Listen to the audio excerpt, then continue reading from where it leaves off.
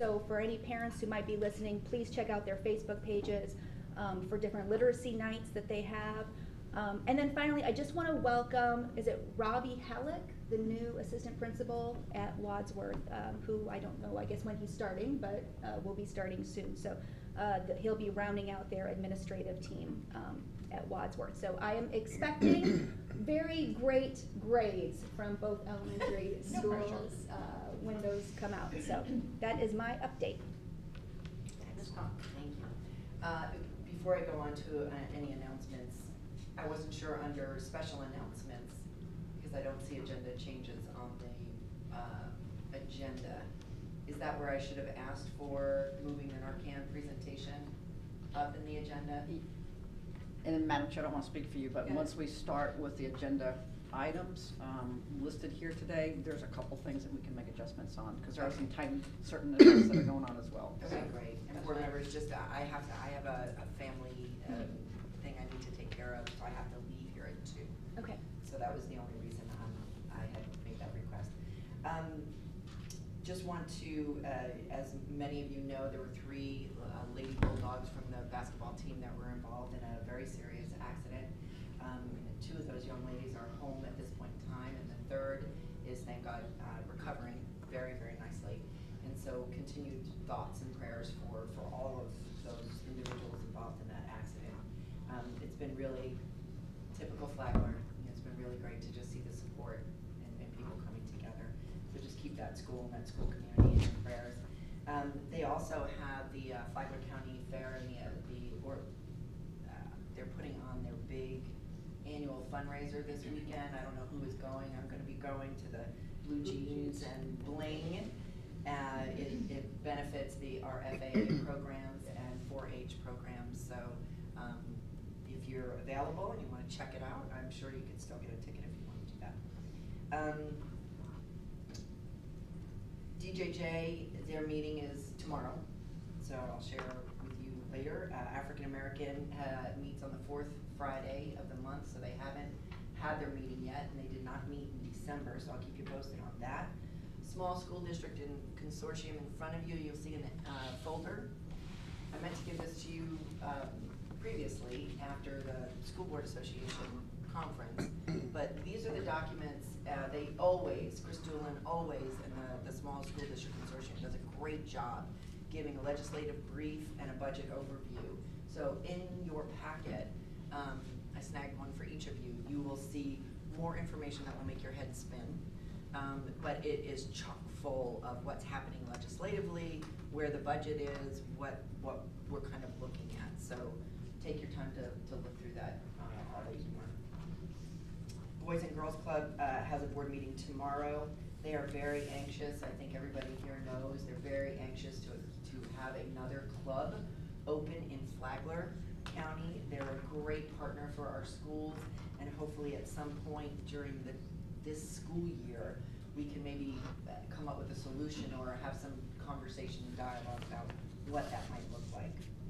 And that's it. That's it for now. Okay.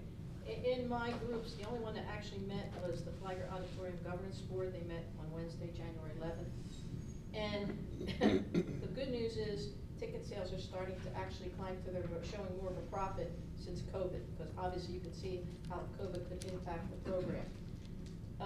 The rest of the meeting was spent with Mr. Corey Bush talking about upcoming changes to the parking lot at FPC, which is going to greatly affect the auditorium parking lot right at the middle of their season. So. Oh, but it's so needed. It is needed. It is so needed. It is so required. There's no doubt about it. We all know that. But Mr. Bush has greatly acknowledged he's going to work very closely with the administration at the auditorium to keep them in the loop, and we're going to try and set up every kind of opportunity we can so it does not impact ticket sales. So they'll continue their season, but it won't be till 24. It's not this school year. It'll be next school year. Okay? And that's all that I have with my liaisons for this month. Madam Chair, I'd like to just add one more thing to liaison update, if I could. Yes. I did remember that I did attend the ESC EPAC meeting, and it was a very positive meeting. Superintendent Middlestat was there, and she spoke to all that were in attendance and gave some great updates on that. And also the chair had praised Dr. Holliday and the superintendent for some of the positive movement in the ESC program in many areas. And of course, we always have more to improve, but they were very optimistic and grateful for what they've been seeing lately. So just wanted to pass that on. All right. Then we're going to move along now into item 3, which is public comment. Do we have any public comment at this time? We do. Okay. Would you call the first person? Sure. The first individual is Jennifer Valet, or Vale, I'm sorry if I said your name wrong, and she's speaking about books. Okay. Welcome, Jim. Welcome. Sorry, I'm a little nervous. Don't be, don't be. We don't bite, and we're just here to listen. We put our pants on the same way you do. Yeah. So I wanted to speak about the books being challenged. I heard at the last school board meeting, it was brought up in the closing statements, and once I looked into it, I saw that there's quite a few committees that are going to happen soon. And so as I looked more into it, I noticed that it's just a small group of people, 5 in particular, that are challenging the books. And from what I could tell, none of them are actual high school parents. So as a parent of a high school student, I would like to just say that I am not for any bans of books. I feel that the schools already have a system in place for us, each individual as a parent, to decide what our students can and cannot read. I would like to see maybe that pushed a little bit more, that information, so the parents that don't know about it can realize that's an avenue for them versus challenging a book and taking it away from everyone versus just their child. I know that parental rights is a big thing right now, and so I just see my parental rights are being taken away when they take a book away from maybe my child. You know, when, like I said, they can already choose to have their child not read it, but they don't need to take that choice away from me. The libraries should have books for everyone, you know, not just for a particular group. So I just think it's really important to have books available for all kids to read. We should be encouraging them to read, not limiting what they can read. And also just notice that the new training that's out for them, for the media specialists, there's a lot of language in there about criminal charges, which that bothers me because I don't feel like the media specialists or teachers should feel, you know, worried about getting charged just for having books in their library. So I don't know, something that maybe you guys could look at a way to protect them. Either parents signing waivers or something, I'm not sure, but something where they're not feeling targeted or worried about, you know, having charges placed on them. So I appreciate all the work they do, and I want to support them, not hinder them. So that was pretty much all. Thank you very much for Thank your you. comments. Anybody else? Chanel Channing, Ms. reinstate Channing. open public comment, evening The meeting. seat is yours.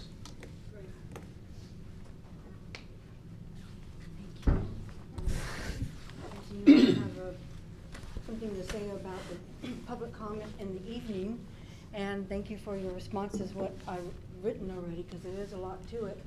So I thought I'd illustrate something about what I've been saying, and that is, here we are with the auditorium, and right now we have very few people in there, and we're at a time now that the school board meetings have become as important as the city council meetings. Perhaps even some people would argue even more, because it does impact so much, not only the community and the kids and the families. And so we want to fill these seats, and the question is, how do we do it? And I'd like to submit that the way we do it is to make sure that they feel welcome. And in the city council meetings, the way they feel welcome is that when they walk in, they get to speak first. And the reason being is, as you can see, when you walk in, this is the podium and then this is the dais. And that's kind of how they feel. They feel like this teeny, and they're coming in with their hearts pounding, and they can sense the authority that's before them. And when you let them speak first, that kind of helps them feel invited. Whereas if they come in and they're basically told to speak after everything's done, basically the message is, you know, sit down, be quiet, and speak when you're spoken to. Whereas when they are told, okay, come on in, do your public comment right away, the message is, welcome. We want to hear from you. We want to know what you have to say. And whether it's also, this is important as far as filling the seats. Why would we want to fill the seats? Well, so that you get that fresh input all the time. You're always getting it in fresh and from a variety, unscreened. And also where this helps is when you do get that dynamic moment, and you will get them all, as you know, where now you have an issue and they're coming from both sides of that issue. Now you have your regulars filled in there to absorb that surge. So like I say, unless you can figure out another way to fill that seats. I put a little DMV here because I think you can also have a nice little poster underneath that TV set that always announces maybe a picture of that auditorium and announce for everyone, because everyone gets practically their license, that there's the meeting that goes on once a month. So thank you very much. Thank you. Thank you. Thank you. Anyone else? The last speaker, I'm assuming, because it didn't actually go through, but I saw you over there, so. For 1301 for the second time for this one. Oh, you're for later? It didn't go through. Thank Okay, you. sure, thank you. So that's it? That's it then. Yeah, just a reminder, since we had a new speaker today, we don't respond during public comment, but should you want to talk to any of us, we're always free. We can speak one-on-one to you at any time, okay, other than our meetings. Fair enough? You're welcome. And I know Ms. Channing knows that. Okay, we're going on then to, before we go on to number 4, information, is there any agenda changes that we need to make at this time? Yeah, I would like to request if we could move the Narcan conversation up What number is that? to, 10:01, it's 10:01. Yeah, so 10:01 would become, Right now? Like 4:03? How about 4:03? Well, So it Madam wouldn't Chair, change. if I may, it's a workshop, right? Yeah.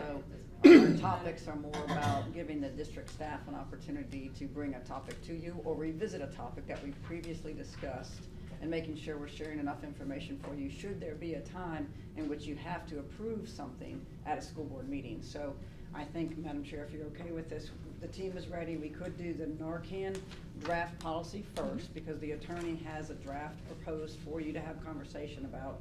And then, Madam Chair, if I could also, time certain, because we have other district staff that are engaged in negotiations right now, if I could move the resources and supports, it's about district funding, a financial overview, and an introduction to school procurement to 3 o'clock as a time frame for those 2 presenters to come back and join our meeting. So a little bit more free-flowing, but it is an information workshop, so I appreciate the latitude. Okay, that work for everybody? Yes. All right, then let's move along, and we're gonna start then with 10.01, which is draft Narcan policy. Ms. Gavin, would you please take the lead? And I've got our Director of Student Support And Services, Marcos Marcos Jackson. Jackson, joining. Those slides. Yep. Those slides. Welcome, both of you. Thank you. Thank you. Board, Superintendent. You have in front of you, it's entitled 5.15 Administration of Medication. And so if you will take a look at that. We currently have a policy that is entitled Administration of Medication. And if you will go to page 3 of that policy, you will see the addition which deals with Narcan. It has been placed under the under Roman numeral 2, which is administration of emergency medication. And Narcan, this opioid antagonist medication, would only be admitted to someone or administered to someone who is in an emergency situation. And so that's why it's being placed in this section of the policy. You will see that there are definitions that are the first areas to define what a drug overdose is, to define what naloxone or Narcan is, and to define what an opioid drug is, because Narcan or naloxone is only effective against opioid medications. So it's not effective against every overdose that could take place, but those specific ones. So it defines what those opioid medications are. Then number 2 sets forth that the superintendent would be required to go ahead and develop and adopt for the staff to comply with the guidelines of how that drug would be administered. It does set forth in number 3 the types of guidelines that we would be requesting. The board would be requesting, for example, specifying the individual that is employed by the district who would be responsible for doing the procurement of that medication, identifying the locations of where it's going to be placed within the school, specifying the training that has to take place. G is an added but essential part. It's not required by the rule, but it is essential to say that if you are administering Narcan, then to follow, or at the same time as you're administering the medication, you would also be calling 911, because it's only being administered in that emergent situation, so you will need to have 911 ambulance following up. Number 4 then sets forth, to the extent provided by law, that if a nurse or someone who has been trained, that is one of our staff members, should have to administer Narcan, that if they are in compliance with the orders that have been initiated by a physician that we have on location indicating that we are authorized to dispense this medication, then they would be protected from any civil liability under the Good Samaritan law. Number 5 is the delegation of responsibility. That is setting forth that the medical director is required to create orders, and those orders that would be required for our having Narcan on our campuses that could be distributed or dispersed and administered by a nurse or one of our staff members would have to indicate the type of naloxone, which could be intranasal or it could also be the injectable, so that would be physician dictated, the date of the issuance of that medication, the dosage, and it has to be signed by the physician or medical director. That standing order then has to be maintained in the office of the nurse supervisor, so it would be maintained at the student services location, but it also has to be placed at every single school in every location to show that we do have the authority to administer that medication. Can I just Yes. ask, Sure. ask a question? Yes, go right ahead. So it basically states in here that it will be in other locations other than just the nurse's office. Correct. Okay. And that would be That would be determined in the guidelines. in the guidelines, correct. So then you have your acquisition, storage, and disposal. Again, how it's being acquired. The nurse would be the one who would be required to monitor the storage, would have to take an inventory of all locations, making sure that if there's 10 that are at one location, whether, again, guidelines, weekly basis, bi-weekly, whatever is determined to be the best protocol, she would be making sure 10 are at the location. If there's only 9, then there should have been a usage by someone, and that should be on file. Number 7 is training, and again, school nurses have to be trained, plus anyone who's going to be administering must be trained. We would be dictating that the trainings would take place at the beginning of the year prior to school starting, but then again, also throughout the year, because we do hire individuals throughout the year, and so if they're going to be administering Narcan, they should have that ability to be trained prior to waiting for the next school year to come around. Finally, number 8, because of the Parents' Bill of Rights, we have added number 8 with respect to parents' notification. The first one sets forth that because it's an emergent situation, you would not be required to secure parental authorization before you would be administering that medication. However, once it is administered, you would immediately place a call to the parents notifying them that the antagonist medication has been administered. So those are the proposed policy changes to the medical administration. All right, do we have questions, starting? I have one, I think. So Good Samaritan law, we know I'm covered if I administer. What about the opposite, where Narcan is in the bathroom, I am an employee with Flagler Schools, and I don't administer it? Is there any liability to having not done it? No. And originally we were showing examples of the Narcan which were nasal injected. When it says auto injector, is that like a needle? Okay, so is that something that we may also have that type on campus as That well? would be the decision of the physician Sound like who's an prescribing epi-med. it. Yes, it would be similar to that type thing. Okay. There are 2 forms of Narcan. One is the nasal form, and the second form is the auto injector. Okay, and is that similar in the way that it's safe for anybody to administer that over the nasal? Is it Yeah, more- they're it's- both equal. it's- It just depends on, my understanding is currently right now, what has been secured through the grant is the nasal. However, a policy is not just for this year or for while they have the grant. It may be deemed that the auto injector is found to be more efficient, more effective. I don't know what could happen, years from now. But this is to cover, that's currently the 2 different forms that are available. And- Either one would be appropriate. And the way this is written, does this require only specific people to be able to administer it, or would this allow anybody on campus? No, unless they are trained. So if someone were to administer it and they weren't trained, they're not protected by the Good Samaritan Act, okay? You have to, there's several things that trigger the ability to be covered by it. Number 1 is we have to have a medical director or physician who gives us that standing order annually for us to be able to have it on our campus, have it at those locations, and to administer it. That's the first requirement. The second requirement is anyone who is administering it must be trained, and so they would have to be attending an annual training. If you do those 2 things, then if you are called upon to administer it, then you would be covered under the Good Samaritan. So I guess a question, Superintendent Middlestat, for you, would any staff member who wants to be trained be allowed to be trained? Is there budget for that So time? we are waiting to see how the draft language comes forward.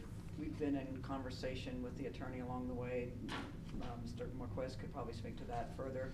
But we would be prepared to allow for capacity. But I think as the first time you roll out something new, we want to make sure we hold tight to having more of the folks in proximity of the medical knowledge, being able to facilitate that. I don't know, Mr. Jackson, if you want to add to any of that, but it could be. We never want there to be a barrier to doing anything that is, wholesome and well and in the best interest of trying to save someone's life. No, I think you said it exactly what you said. Is it safe to say that you've already spoke to Flagler County Department of Health and they're on board with doing the trainings? That's probably the most important piece of this, that we have everybody trained appropriately, and it says they're responsible for the training. Yes? Yes, we have a good relationship with them, and I know they have been trained Yes. as well. Okay. Just a question. Mhm. Could we look into the Good Samaritan law and how that all works in conjunction with this? Because it just seems odd to me that anybody wouldn't be covered, regardless or not, in the case of a life and death situation. So the way that the statute was written and drafted It provides for the Good Samaritan law to be effective. And that's why I remember when Mr. Jackson came before you all and said, the nurses want to be sure that they are supported. Sure. Okay? That statement of they want to be sure that they are supported is that we have in place this policy that sets forth the criteria that is set forth in statute. No, I get that. And- I guess I'm thinking worst case scenario, like Cheryl said, right? If there's an emergency occurs, the person is right there, they know where the Narcan is, they haven't gone through the training. It would seem to me that the Good Samaritan So- would trump Well, so here's the thing. any locals. It doesn't trump any local. This isn't a local, I'm this talking is, state. yeah, this is state statute, and it sets forth how someone who does something acts as a Good Samaritan, how they are protected. And that protection is set forth. So I'm gonna give you the example. Forget about they're not trained. Let's just say we get our annual order from our doctor, and it's 21-22. We are now in the 22-23 year, and we don't get an order, and we administer it. We are out of compliance, and if somebody administers it, we're not covered, because that's a requirement by statute. And so if somebody were to want to sue because something happened to that child, I don't know, the Good So- Samaritan law wouldn't cover you. What Ms. Conklin's talking about, if I'm not working in the building, I'm a school board member walking around, and I Yeah. carry Narcan in my bag, and I come across a situation, an emergency situation at that moment, and I know it's related, and I use that, I would assume I'd be covered by the Good Samaritan. I can't guarantee it. But the possibility Because exists. I can't guarantee that you would be covered. 2 reasons. Number 1, your Narcan is not being maintained by us. Correct. So I can't guarantee, So that's what I'm saying. Right. Wouldn't she just be naturally covered by the Good But a Samaritan? Good Samaritan is not related to the school system. no, Okay. not the way that it has been written and drafted. So I if don't wanna somebody go down was. the rabbit hole on Yeah, that, but. Yeah, just, I was confused too, because I look at it, so if you were in just a public park, and you saw somebody Correct. Right. there, and you had Narcan, Mhm. you know, you would think that Good Samaritan law would apply there if you're not gonna just let the person die if you have the ability to do that. But that's a different position than an employee who is going into action and handling themselves of what's covered and not covered.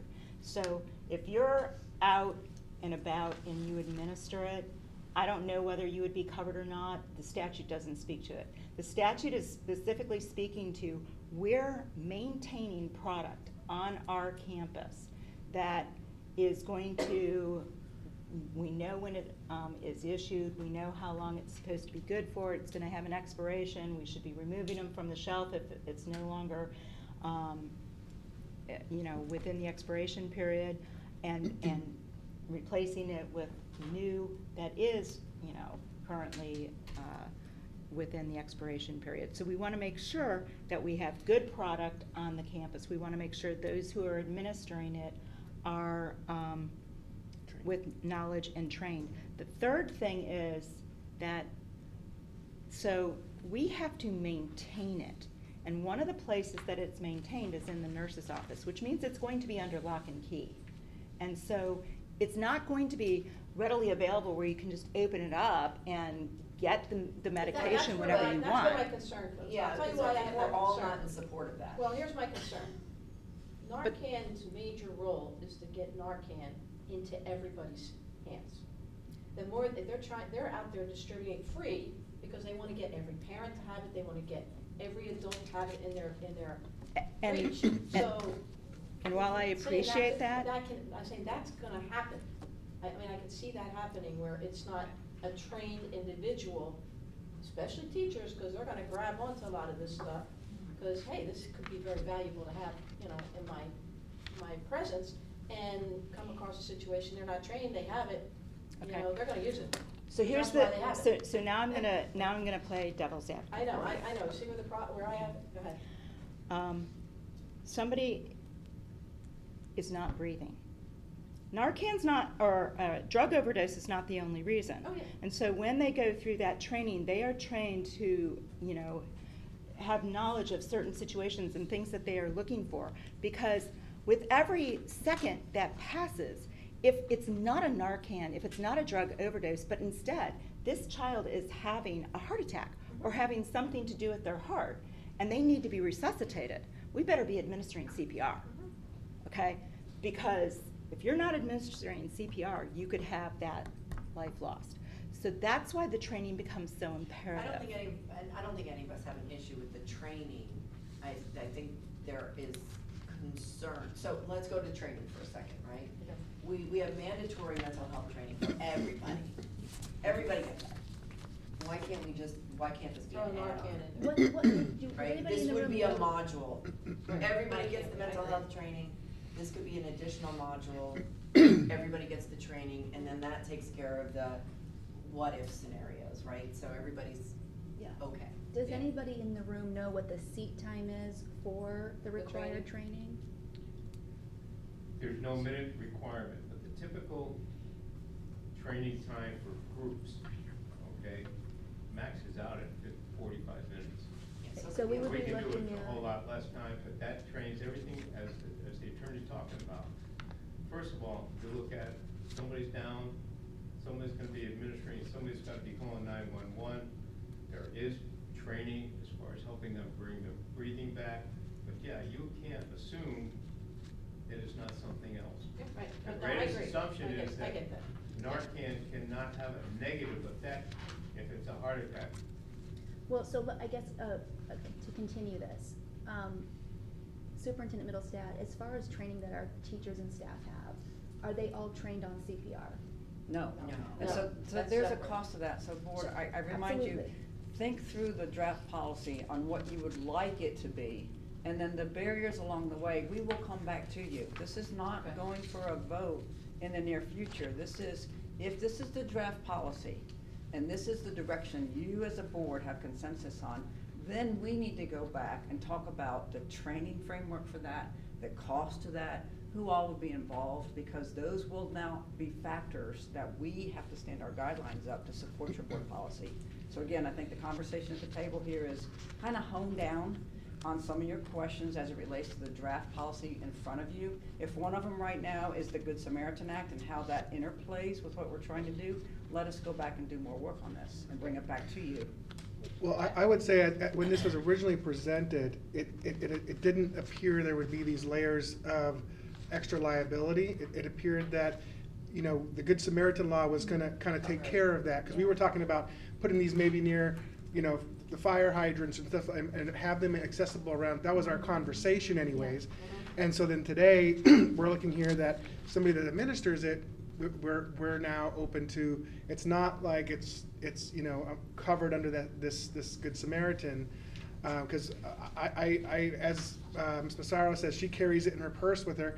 I would expect that if she was at Publix and somebody was on the ground and she identified, she'd probably want to save that person's life, right? But you know, in that case, is that, and I know that's outside of the school, but the same, I would hope the same would apply here, because in these moments, It doesn't apply under our policy, and it doesn't give them that protection clothed by statute. Gotcha. Statute is very specific of who would be covered. And the people who are covered under Good Samaritan, by how it has been written, is those who have been trained and that we have a standing order to have that medication on our campus. And it's our medication, not somebody else's medication. That has been monitored and maintained in accordance with that medical physician's order. If I can just say two things. The first thing is, with not all of our staff being trained on CPR, we don't have a team of staff who are ready to take on any medical emergency, right? And we're never gonna be there. We're never gonna be a buildings of doctors and nurses. And so, you know, with the seat time being about 45 minutes per person, you know, obviously if something is a nominal cost labor-wise and it can do good, we'd want to, of course, take a look at it. But the second part to that, so I guess my first part is saying, I don't know why being trained on Narcan would be different than making sure everybody's trained on CPR, which we're not able to do. So, but the second part of that is, today we do not have Narcan in our schools at all, correct? No. So, we The, haven't. the, We haven't.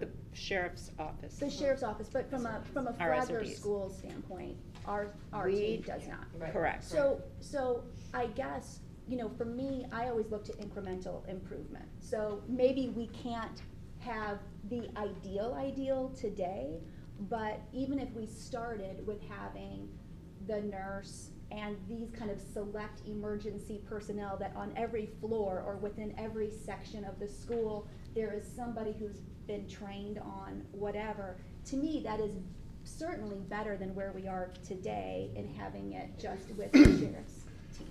I agree, that's a Yeah, possibility. and, you know, I'd like to see this happen.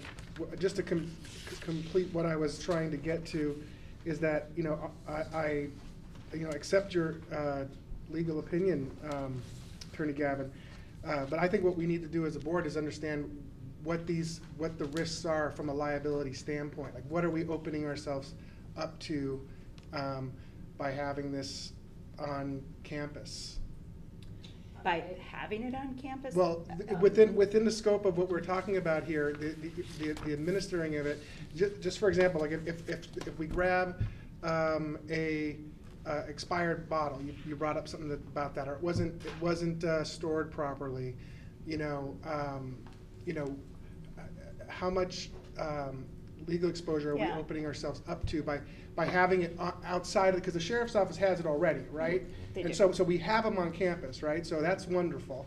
And we'd like to, as Ms. Hunt said, we want to make that even better, right? But then by adding that, how much liability are we adding to the district by doing it, you know? Yeah, okay. Do we have any cases of similar scenarios out there? So nothing, so this is a brand new thing where we are being proactive in attempting to stop something from happening, right? The best thing that I can say to you is what we know about Narcan or naloxone is that the expiration date, it could be good for another 6 months, another 8 months, you know, theoretically. It's kind of like any other medication. It starts to lose its level of potency with each time that passes. So it's not as potent. So maybe you have to administer multiple Narcan doses because it's expired. That's a hypothetical of what would happen. But that's the reason why you have within your guidelines and protocols that the nurse is responsible for the inventory.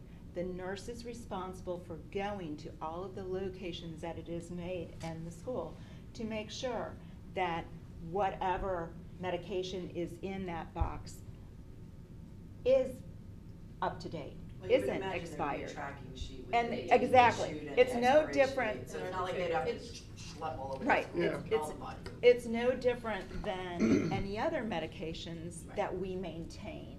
You know, once an expiration happens, if it's not a medication that we keep at our school by purchasing it, but the parent does, our nurses are on the phone saying, I'm Sure. sorry, you know, your child's Sure. medication has expired, I need you to bring me a new prescription. The difference is, though, it's not being housed in the nurse's office. The difference is, this is a medication that we're gonna put It needs to be. around the school, under various, you know. Right, but it can't- constraints, but again, it's still- not- we don't have access to it. It's like the defibrillators. We have them all around the district where we think it's necessary. Mhm. Every year, they get checked. Every year, those that are getting close to not being in date get that sent out and get repaired and get prepared, ready for the next year. And we're gonna have to maintain that type of system. So we Mhm. have access other than just the nurse's office. Right, and so what you would do theoretically is, because like I said, it can't just be where it's in an open box, because you don't want people just going in and stealing it, okay? So it's going to have to, maybe it has a key code, and that's why the people who are trained, they would know the code, they'd be able to access it. So, because you can't just have anybody and their brother capable of accessing it, because students will We'll take it. take it. Ms. Conlon? I would just say this, I think the policy is actually pretty comprehensive. I think it really covers a lot, and it gives the ability for your team, Superintendent Middlestat and your team, to really come up with the administrative guidelines. I think how it's described in the policy is broad enough for you all to have some leeway. What I would hate to do is get this caught up in wordsmithing, and then it just takes longer and longer and longer and longer. And so I don't have any major issues with what's being proposed in this draft, because I think a lot of what we're really talking about is gonna be captured in your administrative guidelines and your protocols. I think the training piece, honestly, you know, tack it on to a training that's required by everybody. Mental health is what came to mind, so maybe that would be something, you know, that you can roll out next year when everybody has to take it. Right. You know, as the policy comes, you can start with that incremental group immediately, but I think the ultimate plan and goal would be so everybody has that knowledge and that training. There's a training though that's also for coaches and Yeah, it's staff that are online. medication, distributing medication. Medication training. Yeah, there's a I mean, that's where it fits. It just goes right in there. That would automatically, and anybody else that would want to, because I believe you do that during in-service time, they can select to be trained. Yeah, let me ask you this. At the university, you know, we have to go through all sorts of training that's required, or you get locked out of your system and it's like blah, blah, blah, blah. A lot of it is online. It's an online training where you go on, you listen to whatever training component, you do a little mini quiz. It might be 30 minutes, it might be 45 minutes, depending on the topic, it might even be longer. Can we not put something like that together where people can take it whenever they can take it? And then they get a certificate. Right. Yeah, I mean, we certainly can look into that. I would probably say Possibly. the one way that you would wanna maybe start it would be, you know, if you're training all of your nurses, right? And you would do that, and you would just have it being taped, but then you would create your quiz at the Sure. end in order for them to be able to Right, secure yeah. it, so. Just trying to think of Just ideas, efficient But- ways just ideas. You know, To get it out to accomplish the these masses. tasks. All right, well then I think we've got some direction, we've given you some things to look about. I guess my real interest is that Samaritan law, it has been a question forever. It's just not a new issue. I mean, when I was back coaching way back when, what could we do, and how will we protect it? Mhm. You know, so I understand the position of the school nurses, I understand our staff, you know, Right. but I myself, if I have that Yeah, with there's me, gonna be no we're gonna choice. use it, Do we're what gonna you use have it. to do. And we're gonna worry about the consequences Yeah, after the fact. I We're gonna mean- think, oh, am I gonna be sued? I don't care, I'm gonna try. Right. And the bottom line is liability, given the worst Right. case scenario. Yeah, it's not, yeah. You know, it's one of those things, here's what I'm gonna tell you. If someone gets injured in our school, we will get sued. Whether or not we can avail ourselves to the defenses, the Good Samaritan defense is going to be whether or not we fit within the box. And so Gotcha. what I'm going to say is, if one of our staff members who has not been trained somehow gains the code to be able to access it and accesses and administers, and something goes wrong, we have violated our policy.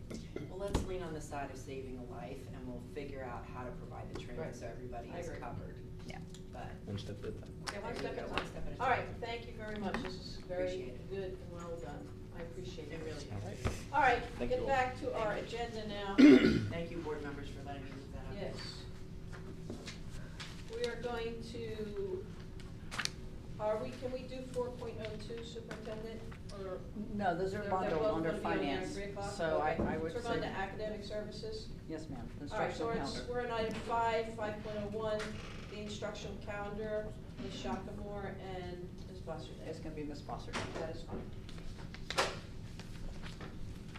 This is the calendar for the 23-24 school year. That is correct. Okay.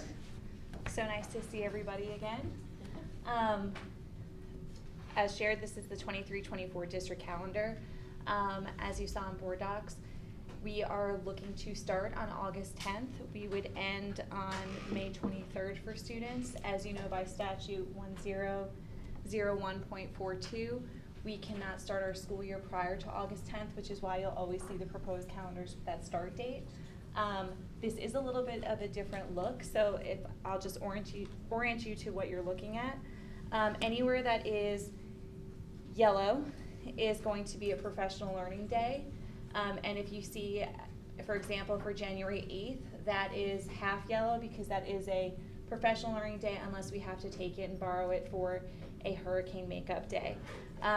The dark blue signifies that school is not in session, but you will see like November 20th and 21st. Those are half blue, half green to signify again the hurricane makeup days. The end of quarters are denoted by a square around the number, so you'll see that on October 11th, December 22nd, March 14th, and May 23rd. Progress reports are in a little bit of a brighter blue, and the red denotes any school closures due to a teacher workday. Are there questions so far? I don't know if you had a chance to look. Yes? Just a quick question. One of the comments that came up, because apparently I guess we do have some families that, between Volusia County and whatnot, have we had an opportunity to kind of look at the not alignment, wrong word, but. With their spring break, our spring Yeah, break, and their yeah. breaks. Yes, so actually, when the calendar committee met on December 14th, we looked at St. John's calendar and Volusia's calendar that were previously approved. St. John's spring break this year is March 11th through 15th. Volusia's, or for the 23-24 school year, theirs would be March 11th through the 15th, and Volusia has theirs slated for the 25th through the 29th, and we're that other week there. I did look at. Do we all start the year at the same time? No, actually, so every school gets to pick when they're gonna start. We always start on August 10th because based on the time that the instructional minutes that we have to meet by statute to issue a credit, we wanna get as much time in as we can to finish before the end of the first semester, or to finish before winter break. St. John's, currently, and for the 23-24 school year, they are not giving teachers off for the full week at Thanksgiving, whereas Volusia does. Volusia will also have the last day for students on May 31st, where we're looking to have the last day for students on May 23rd. So some of the non-negotiables that the calendar committee brought forth that they had received from input from the different stakeholder groups that they spoke to, whether it be FESPA members, FCA members, teachers who aren't members of FCA, and parent groups, is that they wanted us to preserve the week off at Thanksgiving, that the semester one ends before winter break, and that the school year ends before Memorial Day when possible. So that's what we look to do.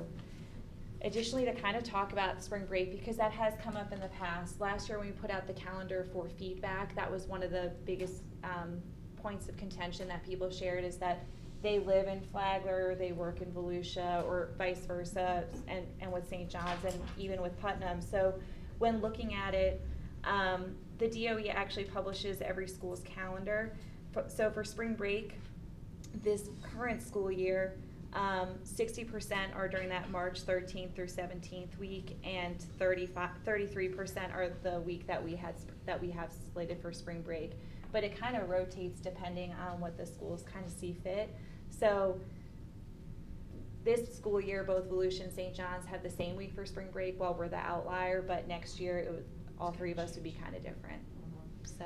Quick question, if I live in Volusia County and I work here, through school choice, do I have the option of my students going to school in Flagler schools?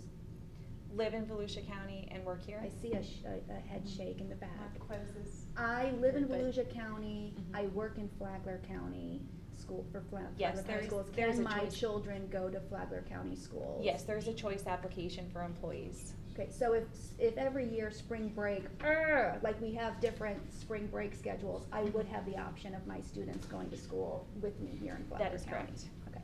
Yes, One more question. absolutely. What's purple? Oh, so you know what's funny is I looked at that before I walked in, and we had originally had purple on there, but it didn't contrast well with the blue. Okay. So we actually changed that color. So that purple should be the bright green that we replaced the purple with in all the other areas. So that's to signify a hurricane makeup day as well. Okay, so So- Friday, the 5th, Mm-hmm. if I'm reading this right, schools will be closed.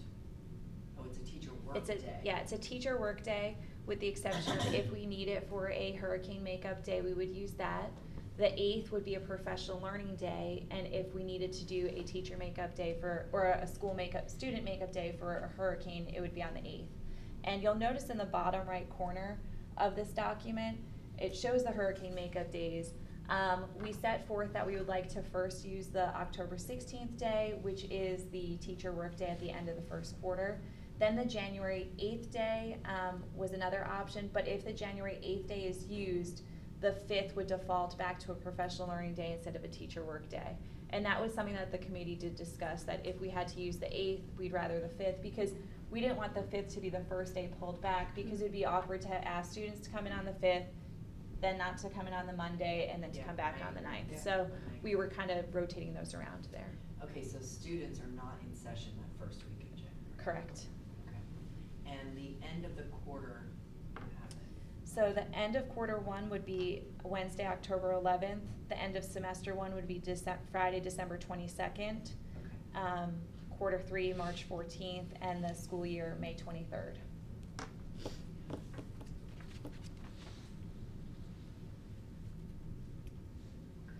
I know, I've seen online, parents have different ideas about, the Christmas holiday, and some like having longer after the Mhm. holiday, and some feel like, man, I was so rushed this year, so, I mean, I think it's one of those situations where we're not gonna find something that everybody is doing cartwheels over. But No. if, again, I love the committee, I love who comprises that committee, and so, I know I will probably almost always be on board with your recommendation. And if it makes you feel better, I did receive an email from one of our parents who was on the committee, last night, and she shared that this is the first time that all of the feedback that she has received after putting information out about the calendar, that it has all been positive. Oh, that's good. So, Yeah, that's good. prior to me sitting here, so far, every bit of feedback that we have received is positive, This so. is one of those topics Yeah. that Yeah. It's. nobody is ever going to And- all be happy about. and It's again, just we- not possible. We are kind of in a tricky position because, like I said, one of the must-haves that the committee always puts forth, and Ms. Conklin, this was years and years ago, that you'd even mentioned, we wanted to ensure that we ended the first semester prior to winter break, so that we could stay in line with all of our students who participate in dual enrollment, and, you know, moving away and not having to worry about, oh, you missed the last week, your grades Sure. weren't finalized, all of those Yeah. issues. And one of the things is, because we can't start before August 10th, again, in order to meet those instructional minutes, having that full week of Thanksgiving, we lose some days, so we have to make sure that we're in session for a certain number of days in order to meet those instructional minutes, and the only way we can do that for this school year, and to have a cushion for those hurricane makeup days without having to go into the second semester like we did this year and move those dates, is by making December 22nd our last day this go around. I appreciate how much thought you guys, I mean, I can't imagine how much time you've put into coordinating all of this, so thank you. We have a good time. Yeah, I bet you Awesome. do. We're a well-oiled machine at this point. Glad to hear it. All right, we good? Everybody good with this at this I point? love the color code. Yeah, all right. The visual of it is. Jason Wheeler. It he's- is- Yeah, there you go. He Wow. saw it, took He did it, a ran great with job. it, and the purple will be corrected to be that bright green so that it does contrast well. All right, thank you very much. All right, We're you're good. welcome. Appreciate that. Thank you. Anytime. All right, moving along. You're gonna, I'm gonna skip good it. for it, yes, go ahead. See Jen again? Oh, yeah, I'll be here. Okay, at this point, we have an announcement of public review of social studies instructional materials.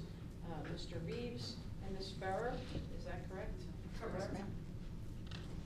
Teaching and learning, coming forward. I will watch. Hello. Okay. Thank you. Hello.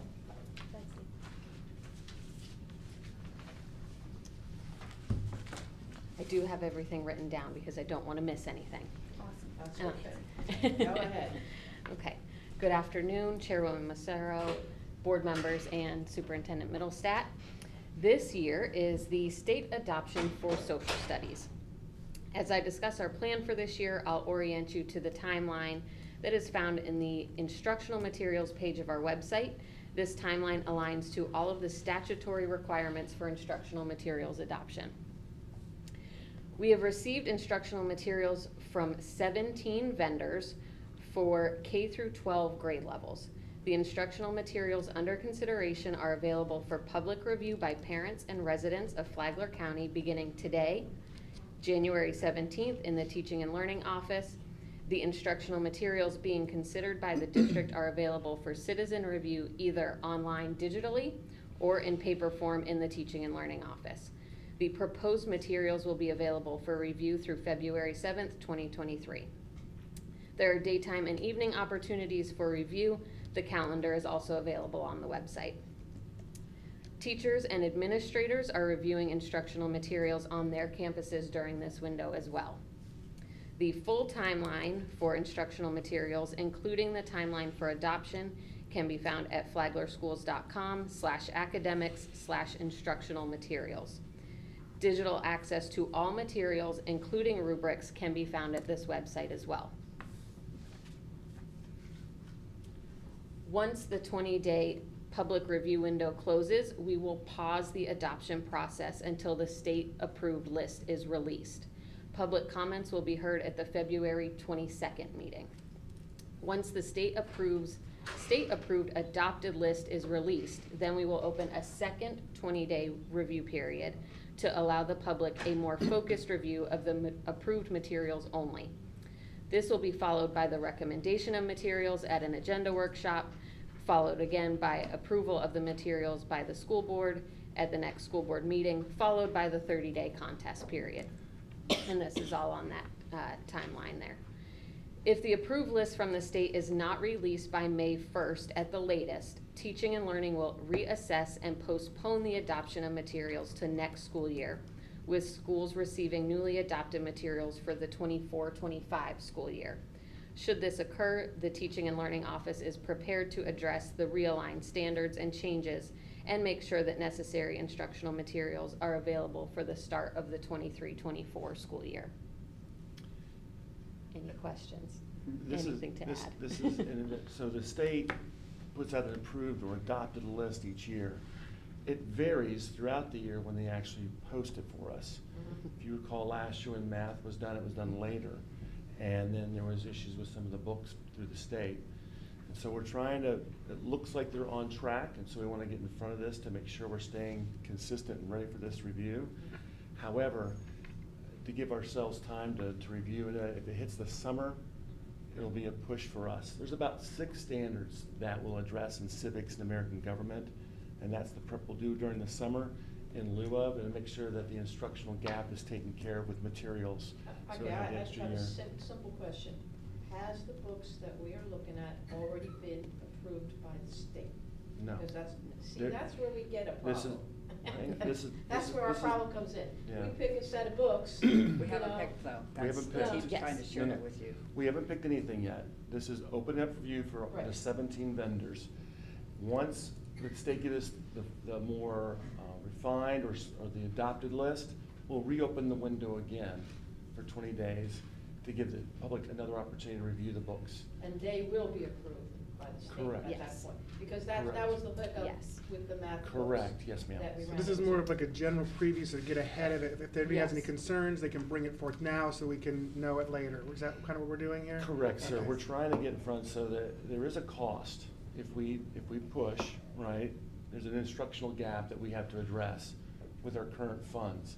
If we can avoid that, we want to, Sure. as far as to save money for the district. However, we're prepared just in case that if we need to, we'll be all ready for that as well.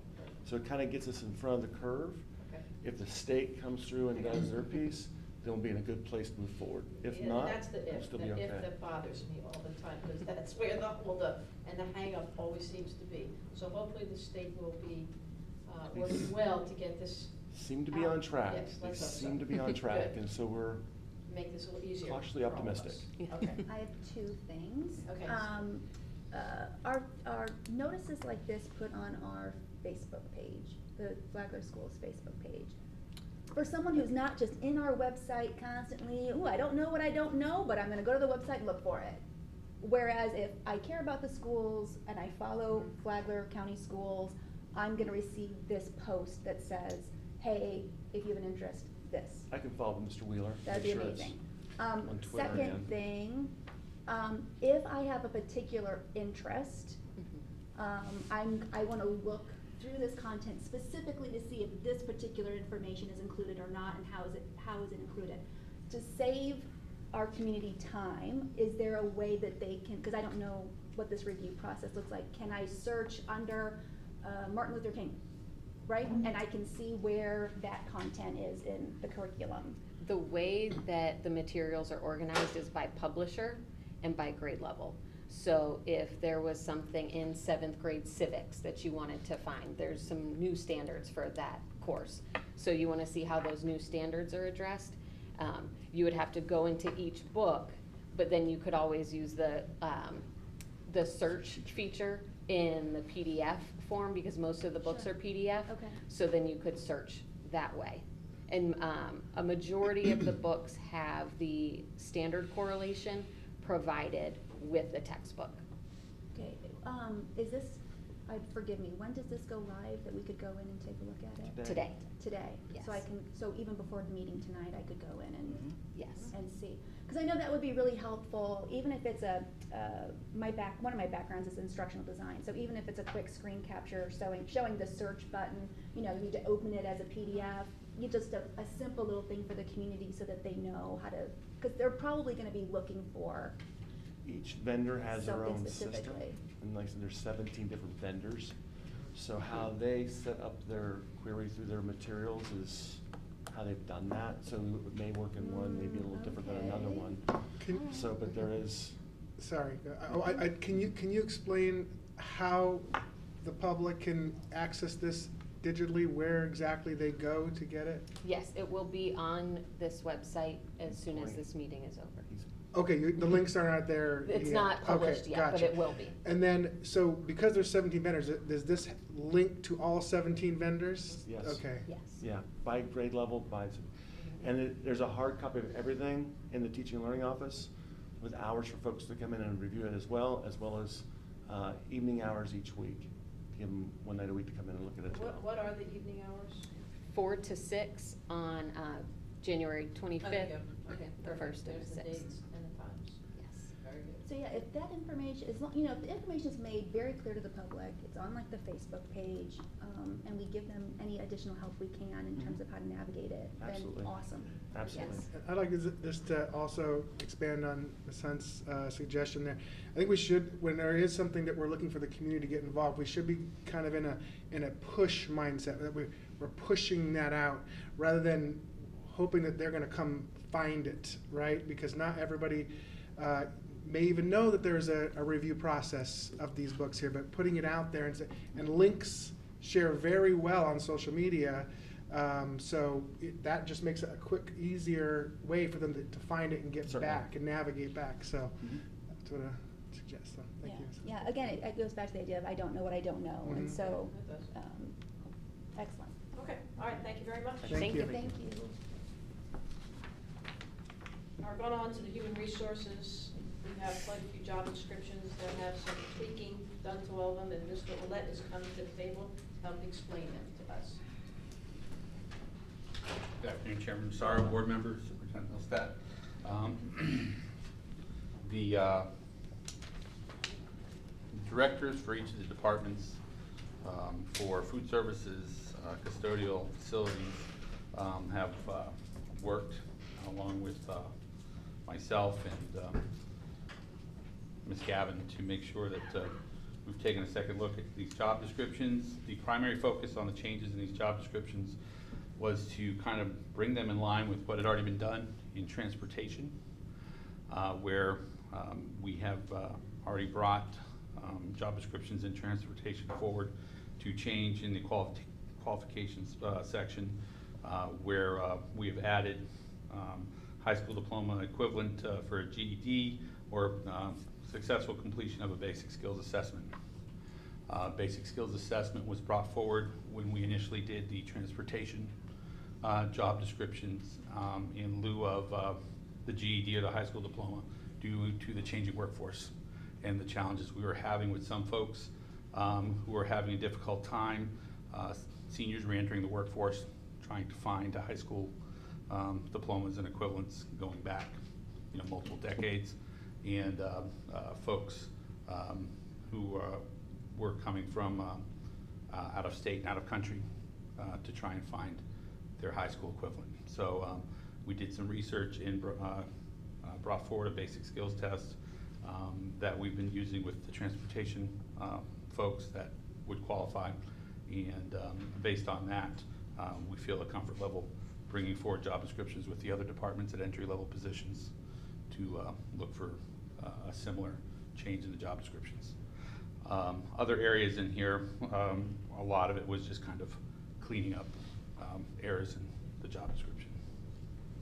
I had a particular question about 6.05 with the lifeguard for the age 16.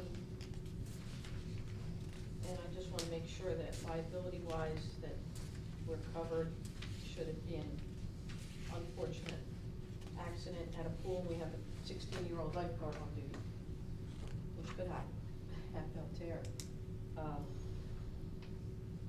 Can you?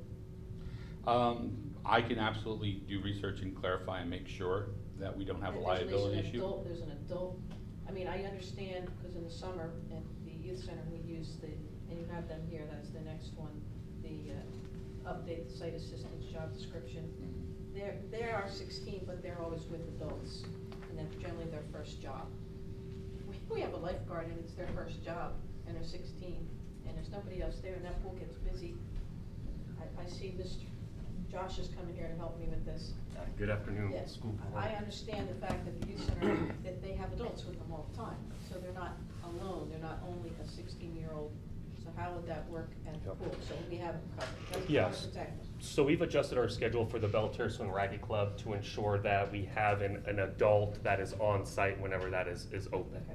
Okay. In addition to that, we've also had our office staff are now trained and certified as lifeguards as well, so that they can offer more added assistance and guidance to our younger So we have adult employees. backup is what We do. I just want adult Yes. coverage, just in case. Mhm. 16-year-olds are easily distracted, let me tell you. So that makes sense. That's what I want to make sure. Okay, perfect. That's the only question I had. Does anybody else have any other questions about? Thank you, Josh. Job descriptions? No. They looked like they were basically Yeah. catching up to Yeah. where we were. Yeah. I didn't have any. No. All right, we're good. Thank you, Bob. Thank you. Appreciate it. All right, moving down to 7, operational services and information. Mr. Woolahan, where are we with the Guardian program? Where are we? Catch us up, please.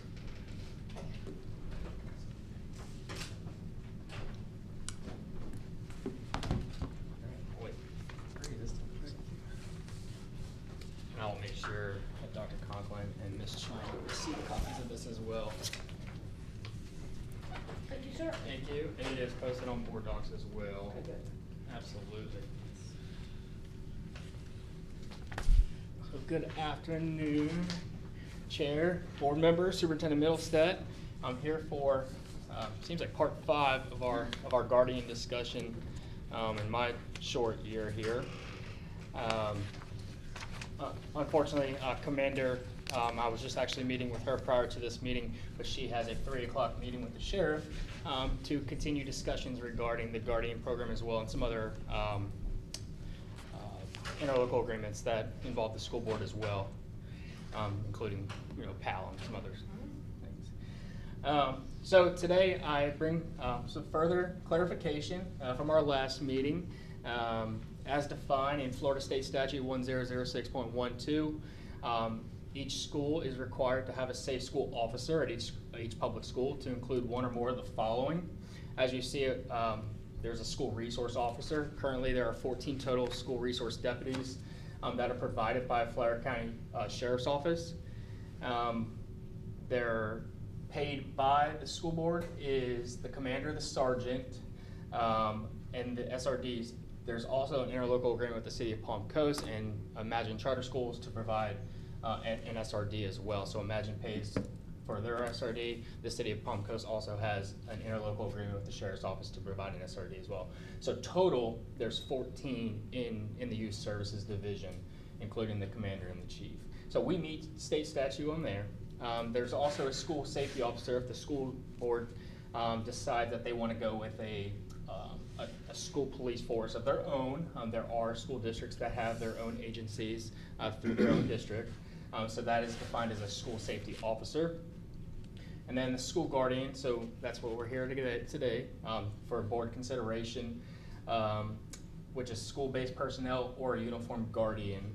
Once again, these guardians have no arrestable powers at the school site. In our previous meetings, the last option for a safe school officer is a school security guard that is guardian certified. In our previous meetings, it seems that this is the option that we probably would not go with because of our relationship with the sheriff's office. So I think today and in future, we just want to narrow it down to the two options of is it our instructional based or non-instructional based personnel or a uniformed guardian. So I'm here today to seek further clarification and provide some work that what we have been doing. So our first option for consideration is a school district or charter school employee or personnel, including teachers who volunteer as a school to serve the school as a guardian in addition to his or her official job duties. So that could be an instructional or non-instructional personnel at the school site. And we, in a couple slides, you'll actually see that we have created, Mr. Wheeler and a couple other district staff members have created a school survey interest form that we would like to send out to our faculty and staff members to collect some data. But these are employees that are already employed by the school district, whether it's a teacher, a guidance counselor, an administrator, a campus advisor, a custodian, a food service worker, a school counselor, a dean. These are the personnel that we are going to survey to see if they would first render their services to go through the guardian training, to go through and be certified as a guardian through the sheriff's office. Please note that these are plainclothes concealed carry who have other job duties. There are actually two people that in Flagler County that would know who these personnel are. The first one is Superintendent Middlestat. The other one would be the sheriff. There's no other notification of who the guardians are. So we wouldn't have knowledge. They would go through the training with the sheriff's office. Then the sheriff and the superintendent would make note of who our guardians are at our school sites. Just a question. Yeah. This training would take place out of the school calendar year? Right. So we'll get it. Yeah, we'll get into. I have a couple of updates about the training schedules. Okay. All right. Absolutely. So, No, absolutely. something that came up in a conversation I had that I think would be beneficial to my other two board members.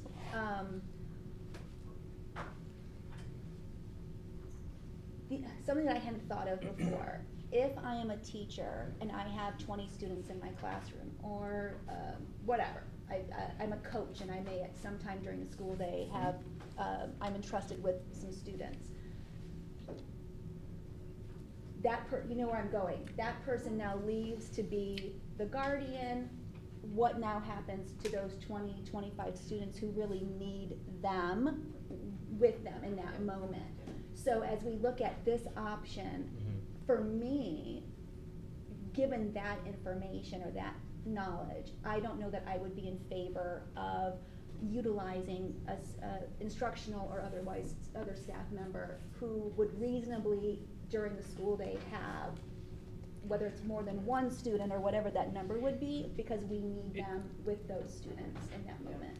And board, I would take any recommendations or anything that if it is an instructional personnel, if that's not an option, then please let us know. But there are still other. Yeah, I would think that you could probably have some kind of backup system ready to go, like most teachers do. If they have to make an emergency leave of their classroom, there's another person that comes in and takes over. It just doesn't feel as clean to me, right? But in it's the not moment. perfectly clean, but it does happen.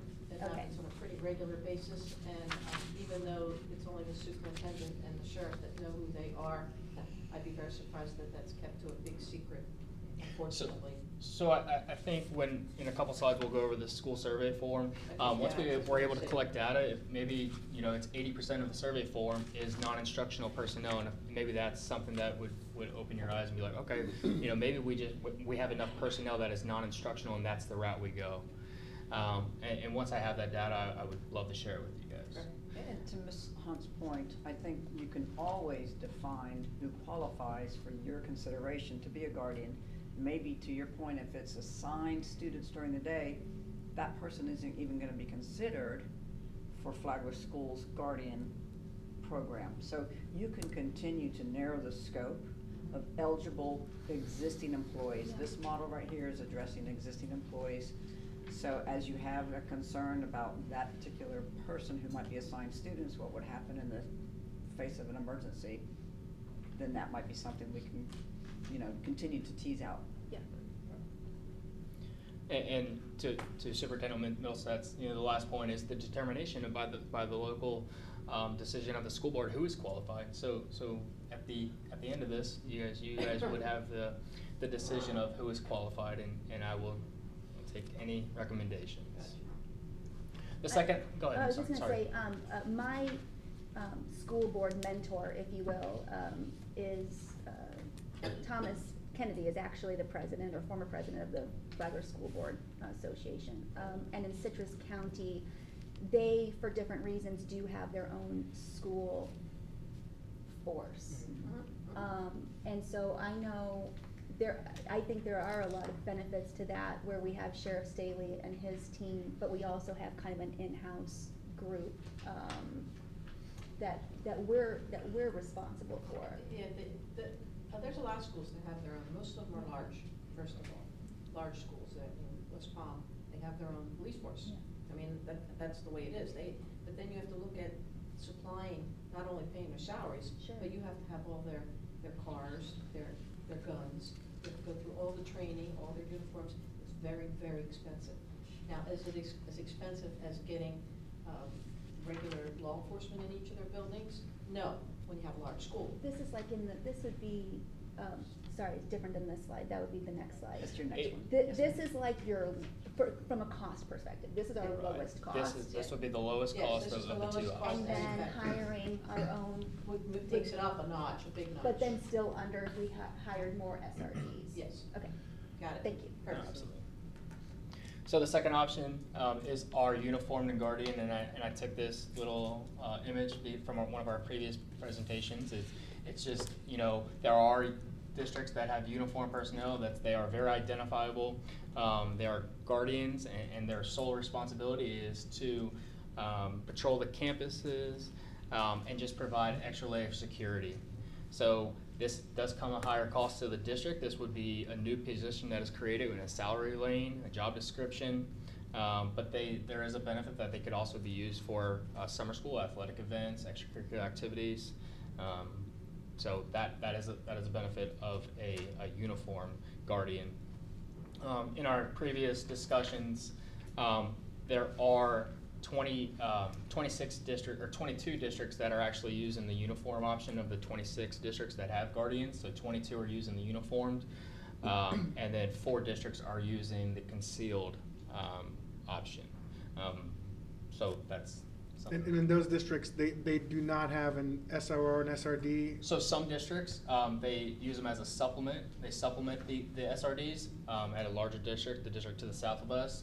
The elementary levels there's more of the elementaries you actually see guardians only. They would have to call in a school resource deputy, or actually not even a school resource deputy, but a road patrol to do a threat assessment, to do a Baker Act, to write to do any type of arrest, tobacco citation. Those would actually would have to call the sheriff's office or their local agency to come in to do those. Yeah, they wouldn't have the ability to do anything. Right, absolutely. So, because if there's guardians only at the campus, they don't have any of that power. It makes me think of the relationship of like a nurse practitioner and an MD, right? Very And that similar. nurse practitioner still has a lot of value, But they can't make the but then final that call. MD has to, yeah. So board, in our previous conversations, if we were to have a uniform guardian at each one of our campuses, the rough estimated cost would be roughly about $300,000 to the district to have a uniform guardian. Where the non-uniform concealed carry guardian, you're looking at the training cost of a guardian, which would be hopefully in the summer months. So we would have to look at it, creating an MOU to pay for the training for those. They would be employees of ours, so they would be paid for their training. So that rough 300,000 estimate would also be for them to go through their paid training. Is that before or after any grant money that's available? So the grant money is, we don't receive any of that grant money. Nor are we responsible for any of it. That would be a sheriff's office. That is the sheriff's office. So, go to my next slide, Pete. We'll talk about the survey interest, and then we'll talk about funding after this. So with the help of Mr. Wheeler, we do have a Guardian Program interest form that we are ready to send out to faculty and staff to start collecting some data. We can put a timeline on this, and I can provide any information back to you. I'm looking at the calendar, and I do believe there's a February 7th agenda meeting, so if that's something that we could bring up at that early February month, I would love to provide any information, or if it's via email, but I would like to get this survey out to our faculty and staff with your direction and bring back any data. I just looked at this survey and that's perfect. I think it's well done. It's relatively simple. It's explaining what we're trying to accomplish and see if there's interest. If we don't have enough interest in having people in our schools do it, that takes away one of the possibilities. And the survey is great, and Justin did a really good job on it, because it's the first question is yes or no. If your answer is no, that's the end of the survey, you submit it. Yeah. If it's yes, then we're gonna look for some further information. What school or department you're at, what's your job description? Do you currently have a CCW, and do you actually have any law enforcement and military background? And a CCW is a concealed weapons permit. Yes, and that makes a lot of sense that it's this simple, because I know immediately people are gonna look at this and go, nope, I don't want anything to do with this. And there are gonna be a lot of people saying, yes, I see a value in this, and let me pursue this longer. And at this time, we are going to make it anonymous, but we would like to start collecting some data. This is what we need. We need to know where we stand with our staff. Can the same server fill this out multiple times? It is by Ryan. For a Google form, they can fill it out multiple times, so it would. Yeah. So one person could do this like 200 times? We look at the email? Technically, Okay. yeah. I mean, there's other ways of doing the surveys outside of that, where you can use them, and they are specific links for a specific individual. Yeah. I think this is a good, I mean, obviously, this is one step, right? Like this is the initial start. Give us an idea of where our faculty Things that maybe we staff is. hadn't thought of. And so, just give me an idea, if you click yes, like what are some of the follow-up questions? Right, so the follow-up questions would be your school department job description, do you currently have a CCW, or really the questions that you see up there are the questions. Okay, so there's some more qualifying, because I'm just looking at this more as a participation rather than a survey of whether you're for or against it. You know what I mean? So that's what I'm looking at here. And is this going to be sent out to the entire district? Yes. Okay. All faculty and staff That's great. members. Faculty and staff. I mean, I think that makes a lot of sense. We need to know where our people stand and what they're interested in, because that's going to give us direction. Yeah. Right now, we're just throwing out what the concept is and what directions are available. Once we get where our faculty and staff stand, then we'll know, well, maybe we can have, guardians of our own.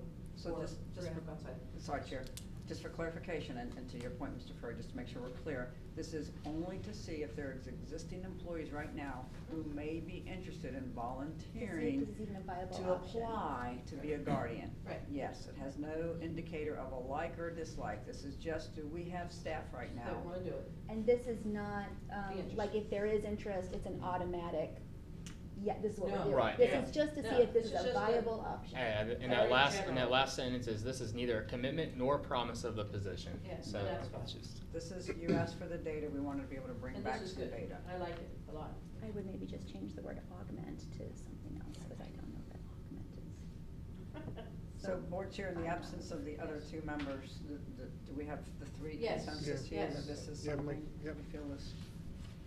Sally, what are your thoughts? Yeah, if I Sounds can to just, all of us. yeah, so, I really appreciate the work that you've been doing. I have one clarifying question.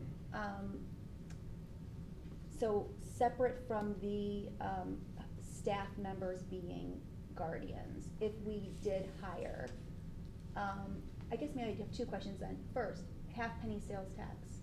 That would be, obviously, I would want to know, like, is the funding even No, ma'am. there? No. Half cent is all capital. Okay, I supporting. thought safety was a bucket. It in there. is, but safety, not hiring people, safety and maybe buying appropriate Alarms. Metal whatever they detector, need metal for detector, their exactly. service of the position. Okay, well, obviously, we would need to have a conversation on if funding even would We'll have a exist. come later, we'll find out which one we're really looking at. So I guess you're looking for direction on which,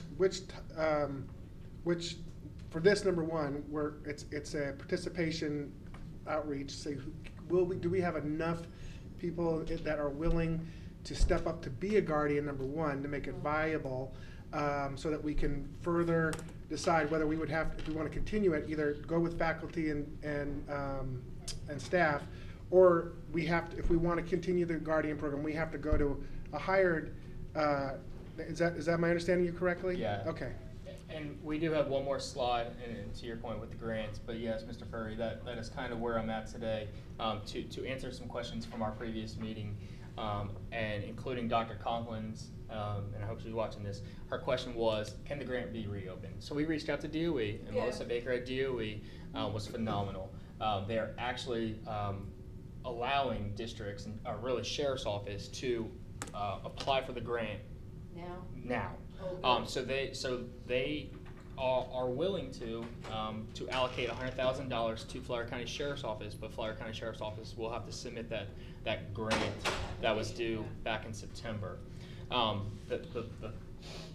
What they're working through right now is that's why Commander is meeting with the sheriff, and Commander Ryan Emery, who is in charge of all the training, is looking at a calendar and working with other districts of how they created their calendar training schedule. If this $100,000 is allocated to Flagler County Sheriff's Office, they would obviously have to basically start getting that application in. We would able to actually start our training in June. So we would look at the calendar with Commander Emery, that we would be able to start training in June. And we would potentially be ready for the start of the August 10th school date. That would be excellent. That's good if we get there. However, Yeah. we are relying on the sheriff's office to look at, the allowable expenses, the unallowable expenses, what it's going to cost them. Each district is allocated $100,000. So that is important. They're working with DOE to see what allowable expenses are. Allowable expenses in our previous discussions are background checks, psychological exams, the training costs, the ammunition, the guns, whatever there are, they define as their DOEs and through their RFA.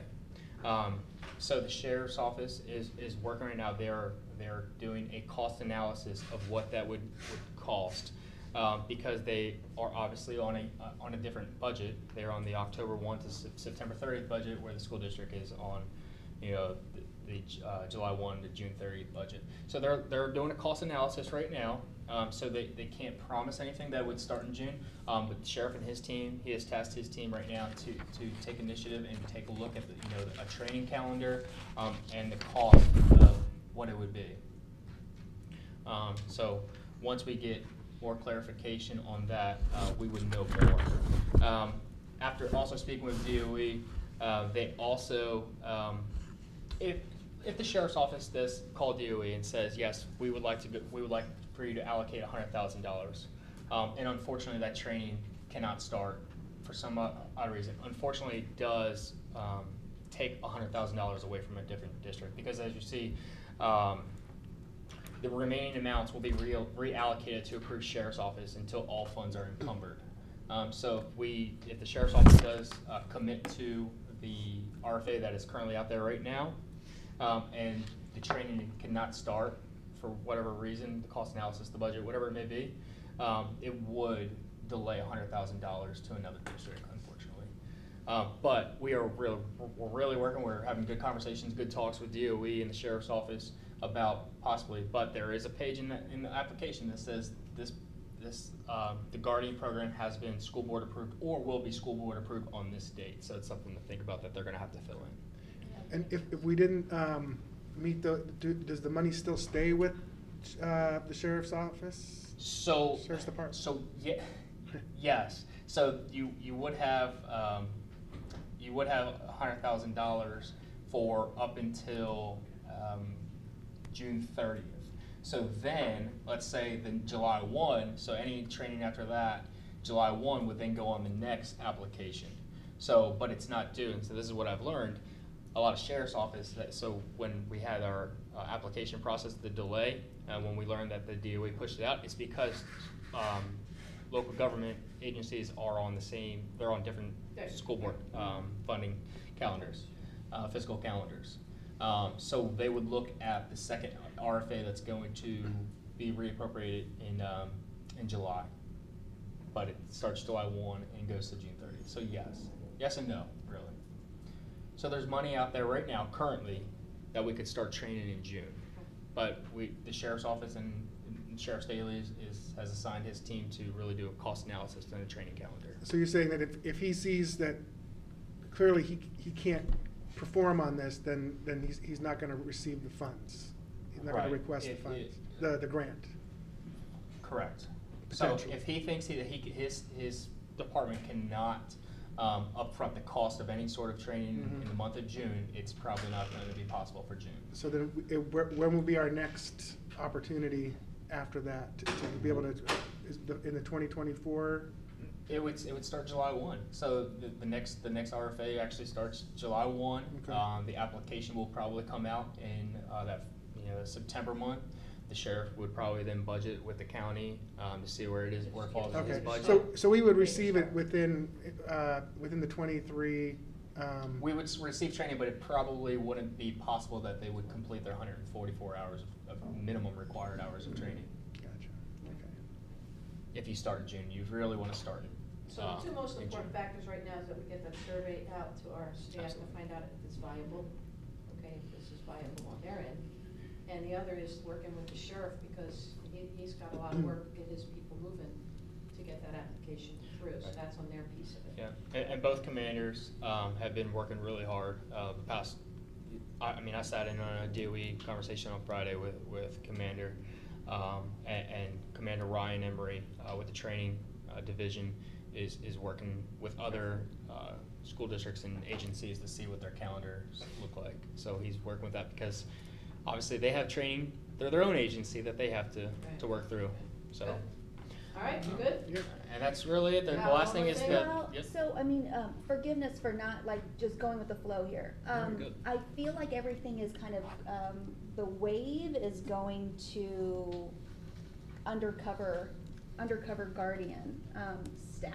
And so I guess on the one hand, I understand we're seeing if this option is even viable. Exactly. At the same time, it feels like we're not even having a conversation around the second option of hiring. And so as a board member, where do I go for that information in terms of, is there budget? What's even possible? What would that look like? No, great questions. And what we'll do is at the workshop in February, where we bring back the data results on existing employees, we'll also bring back, because those are two models in front of you, a draft job description that would stand up the other model.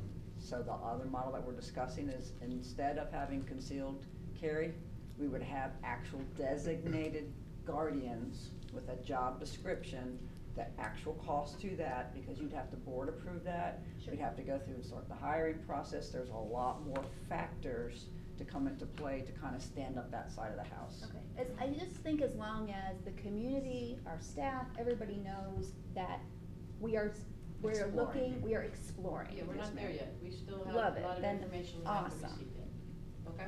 All right, thank you. Thank you. Ms. Willen, thank you for taking the initiative to discover that we could get it a little earlier. Yeah. Yeah, Commend you absolutely. for that. That's a big jump. All right.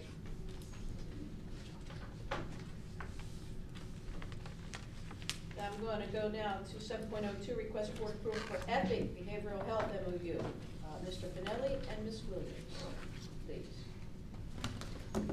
Hi, good Hello, hello. afternoon, board chair, school board members, superintendent Middlestat. Good afternoon. So, Ms. Williams and I are here to co-present this item today because this MOU would provide possibly not only clinical services for students in our district, but also there are some prevention services that we can use for behavioral health. So I'm going to let Ms. Williams speak to the mental health components of it, and then I'll speak briefly about the prevention options that we're looking at as well. Good afternoon. So I thought it would be a great opportunity for us to just kind of review the mental health plan as it's stated right now. And this is kind of a visual that we put together to do that as simply as possible. So as you can see in the mental health plan, everything in our mental health plan is tiered out, just like our multi-tiered system of supports. Our mental health plan operates in the same way. So starting at the bottom, you'll see tier 1. And the way I designed this visual is everything on the left is kind of an example of some of the things that would be considered those tiers. And then everything on the right are the staff that we currently have that offers those supports. So again, starting at the bottom, tier 1, these are supports that are available to every student on campus. So things like that might be youth mental health first aid. All of our teachers are trained in youth mental health first aid, as well as our administrators. Positive behavior intervention supports, and our 5-hour mental health curriculum that's mandated by the state right now for grades 6 through 12. So those are things that all students have access to. Then we go up to tier 2, which is our next level of supports, and those would be things like students who may be just struggling with maybe a potential loss of a family member or a pet, or maybe they're just having some difficulty with making friends, or they're struggling with some potential like self-esteem stuff. So those students can get what's called access to our tier 2 supports, which would be counseling with our school counselors, maybe some individual social skills building with our school counselors or psychologists, groups with those school counselors and psychologists. And then we go to tier 3, and tier 3 is where our students generally will meet criteria for a mental health diagnosis of some type. So that would be something like a student who might be diagnosed with depression or anxiety, and what they're looking for really is treatment. So mental health treatment would be provided by a clinician. So this is our support staff that we have available on campus, as well as our where we partner with our MOU providers. So we do have licensed mental health counselors, LMHCs, licensed clinical social workers, LCSWs, on campus. And those folks are really used to bridge the gap for students who are either uninsured or underinsured. But a lot of our students who do have access to resources like insurance and are requesting a referral for services on consent of the parent and at request of the parent, that's where we partner with our MOU providers to get support services for those students. So I thought it'd be a good opportunity to talk about that. The highest tier is our tier 3 intensive. Those are students who also may need supports of other multidisciplinary teams in the community. So folks like DCF, Department of Children and Families. SINS is Children in Need of Services, Family in Need of Services, and that's run through Stewart Marchman Act. And then FSPT is FISPITS. You'll hear it referred to as FISPITS often. It's a Family Services Planning Team, and that's offered by CHS. So those are really teams that come together to support families and students. So these are students who are struggling, maybe because they're a part of the DJJ system, or their parents might be, and they just need that extra amount of support. So I also put together a current list of our MOU providers, just so that you have some context. This is all available. But these are all the folks that we partner with in our existing MOUs. And we would like to propose adding EPIC to that. Now this year, for our mental health plan that is proposed to the state every year, we're mandated to come up with 2 goals.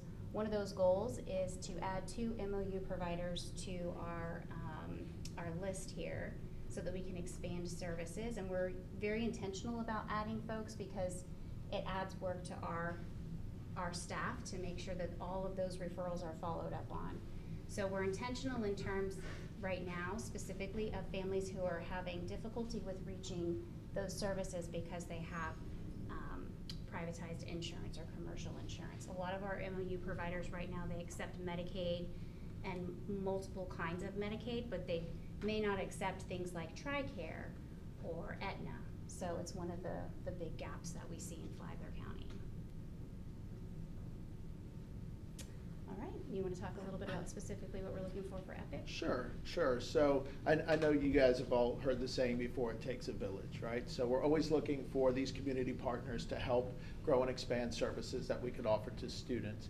One of the things that we've been looking for specifically in the realm of discipline and behavior are better ways to educate our students so that they don't end up in the same situation again, right? Because we look at recidivism rate, we look at what kids are getting in trouble for, and do we see the same kids getting in trouble for the same thing over and over again? And if we do, what are we doing to intervene in those areas, right? So EPIC Behavioral Health has a substance use prevention program that they currently use and partner with in St. Johns County called Think for Success. And one of the things that we've been looking for in Flagler is a program that could help meet the needs of students who consistently get in trouble for vaping on campus or a small amount of marijuana or alcohol use. Because usually there's an underlying concern there of a substance use addiction that they're struggling to break. So it's not something that we can just provide an out-of-school suspension for and then they say, oh, well, I'm gonna stop doing that, and that's no longer an issue for me. They've got this underlying problem that we need to provide them education, we need to provide them help and support to overcome. So EPIC does have a program that's a substance use prevention program that we're hoping to maybe work in as an intervention for some of those students who are identified as a repeat offender in the area of vaping or marijuana or alcohol use on our campuses.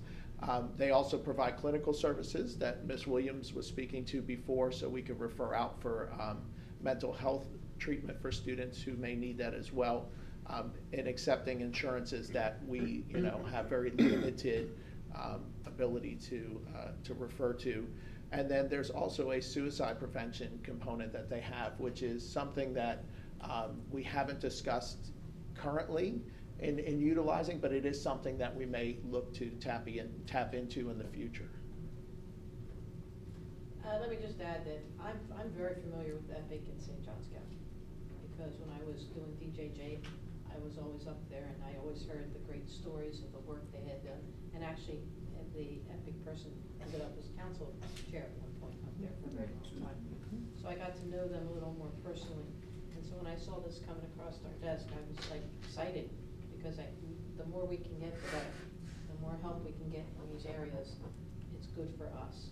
So they do nice work. At least that's what I've seen so far, and I don't think they'll be in less here. So that's good. We have a big presence in the jail currently, doing a lot of work in our jail system. So, any questions we can answer? Mr. Fennell, you mentioned that in some cases where kids are being suspended for whatever it be, vaping and marijuana use, and suspension is discipline. But is this sort of a diversion option for them also to avoid suspension? Because I've seen in some of our policies that they can choose some of that. Is that one of those scenarios in this type of counseling? So I'm working with our deans and our administrators to look at exactly how we would utilize this program. I wouldn't call it diversion. We do use in lieu, right? So they may get a reduced suspension or a reduced consequence if they are willing to participate in a program like this. So those consequences don't go away, but if they're willing to seek help and interventions for it, there may be less of a consequence for that student as long as they completed this program in its entirety. Okay. And if they didn't, then those additional consequences would add back in. Okay. And how have we been doing the in lieu for some time now? That option? Yes. So we have in lieu for we have several different in lieus that we offer. One of them is a course that I teach here at the county office one time per month for students to reduce their out-of-school suspension on a variety of different discipline issues. So basically, regardless of what they got in trouble for, they can reduce their out-of-school suspension by 1 day. They come here to a course that I present. The first half of that course, we actually walk them through our student code of conduct and our consequence matrix to let them just see how our deans process referrals and let them know that it's not personal. That we have a system that regardless of what school you're at, whether it be Matanzas or FPC or ITMS or Buddy Taylor, regardless of who you are, you're going to get the same consequences for the same behavior. And we walk them through that because we want them, a lot of our students, when they come in, they take it very personal. They feel like it was an attack on them or that they were singled out for something. So we work through that first part to show them that we enforce discipline equitably across all campuses on our district. And then the second half is actually a behavior reflection form where they have to take ownership and reflect on the behavior that got them there. So they have to talk about, what did I do, who did it affect, how could I change that behavior, and then what can I do to make it right or make it better what I did. And then the last part of it, they're required to attend with a parent. So the parent is there with them. And that last part is a goal setting piece of what do I do and how do I change my behaviors to make sure that this consequence doesn't happen again. And that last piece on that goal setting form is, how can I as a parent support my youth in making sure that this behavior doesn't occur again. So that is one of the in lieu options that we offer. But we are always looking to grow those options because we know that we can't just punitively consequence our way out of discipline. It doesn't work that way, that we need to provide education, we need to provide training, and a lot of times prevention or behavior replacement to help them choose a better way. Thank you. Thank you. Thank you for asking. Anyone else? Just something real quick out of curiosity. Are any of these in-house services that they can come to the school, or I'm just thinking about someone who doesn't have transportation. Are they still able to do this, or are there virtual options? So that's a great question, and that's something that that we looked at in doing this, because we know that transportation is one of the biggest barriers to all of our services here locally, because we just don't have a public transportation system in our community. So one of the great things about this substance use prevention program is the large majority of it can be delivered virtually, and the components that can't, we're going to work with our schools to actually deliver those things on campus. So I have an iPad so long as I have so I would need Wi-Fi wherever I am, which I could go to a friend's house or whatever. So that's great. Okay. Thank you. Well, thank you for that question. That's good. You guys are recommending, you're recommending EPIC to be Yes, included. we're recommending. So I think it's good. So thank you. We're good? Thank you very much, guys. Okay, we're gonna ask Mr. Bush to come up. He's got a couple proportionate share agreements. Looks like Mr. Freeman's gonna join.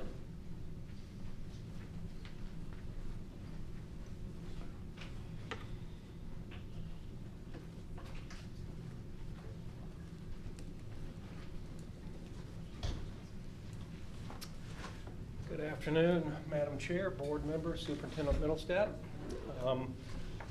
Mr. Bush and myself are here to give you a little update on proportionate share mitigation, since this is the first proportionate share mitigation we have brought to this board.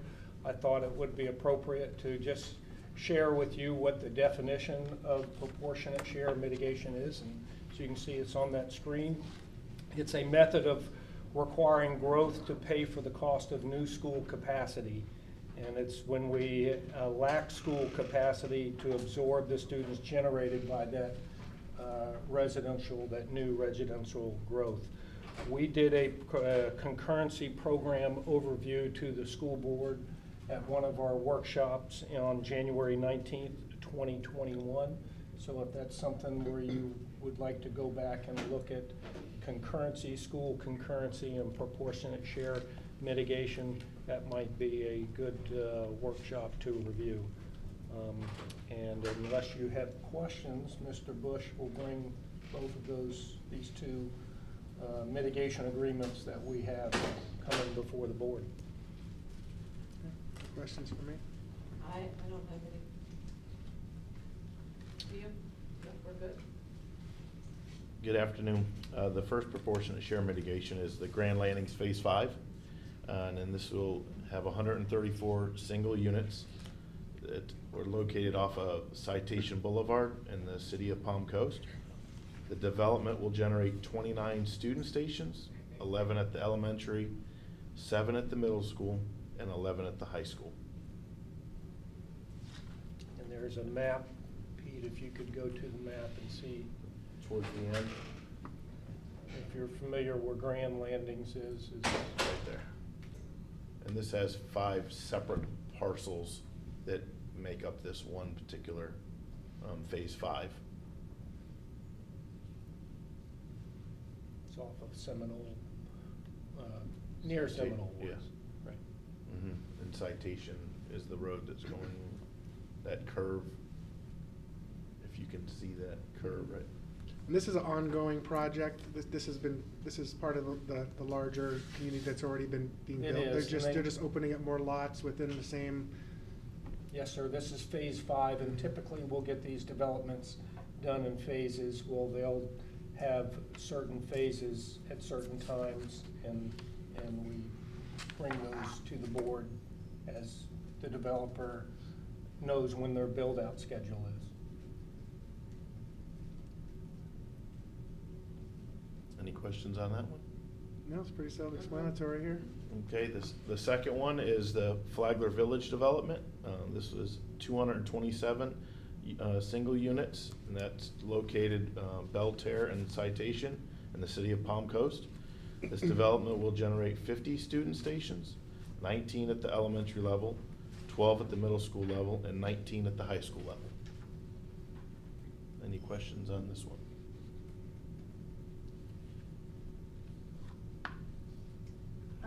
Both of the developments, do we know, and you probably have this, forgive me, where they're zoned for high school? This one would be zoned for FPC. Mhm. FPC, Buddy Taylor, and then. So this is off of Belterre? Belterre is coming on the left side, side. and then that Citation, I think, is that right? Yes, correct. That's the new armory right below the airfield.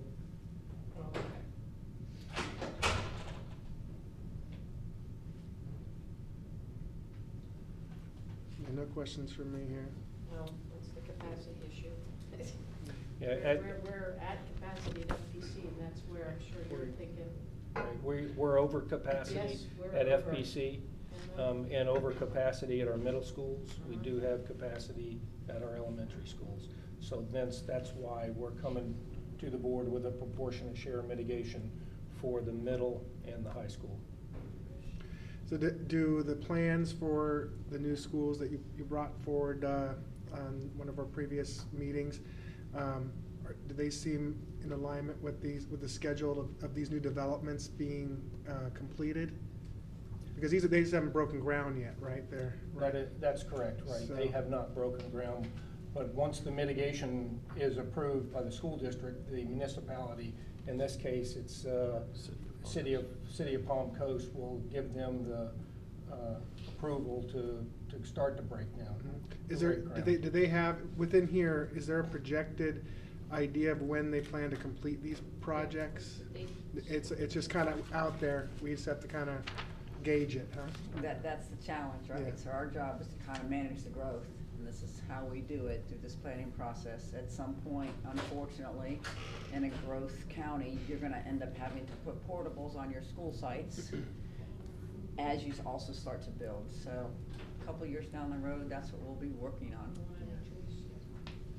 How crazy is it to logistically, okay, this is what we have now, so now the high school is gonna be just 11th and 12th, and so now we're moving, I assume that's craziness, right? Like every time, like probably when we move the 6th graders, like a lot, I assume goes into that. So moving grades and taking a grade out of the You need building. space to put them too. Absolutely, Yeah, so, I mean, but I would assume that would be one of the Yeah. toughest options available is when we move grades in and out of buildings. And that was one of the things that we brought to the board when our 5-year plan was, we had that new high school within that 5 years. We did, if you remember, we moved the middle school, we pushed that off potentially, possibly a year or two, but that could easily change next year when we get enrollment numbers. But we do have that high school still within that 5-year plan. So that was based on the data you have today. You're saying that the need for the high school would now come before the middle school. That is correct.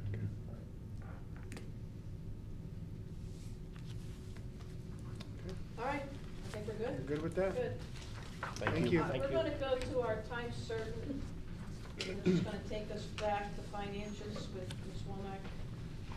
4.01 district funding and financial overview. Good afternoon, Chairman Massaro, board members, and Superintendent Middlestat.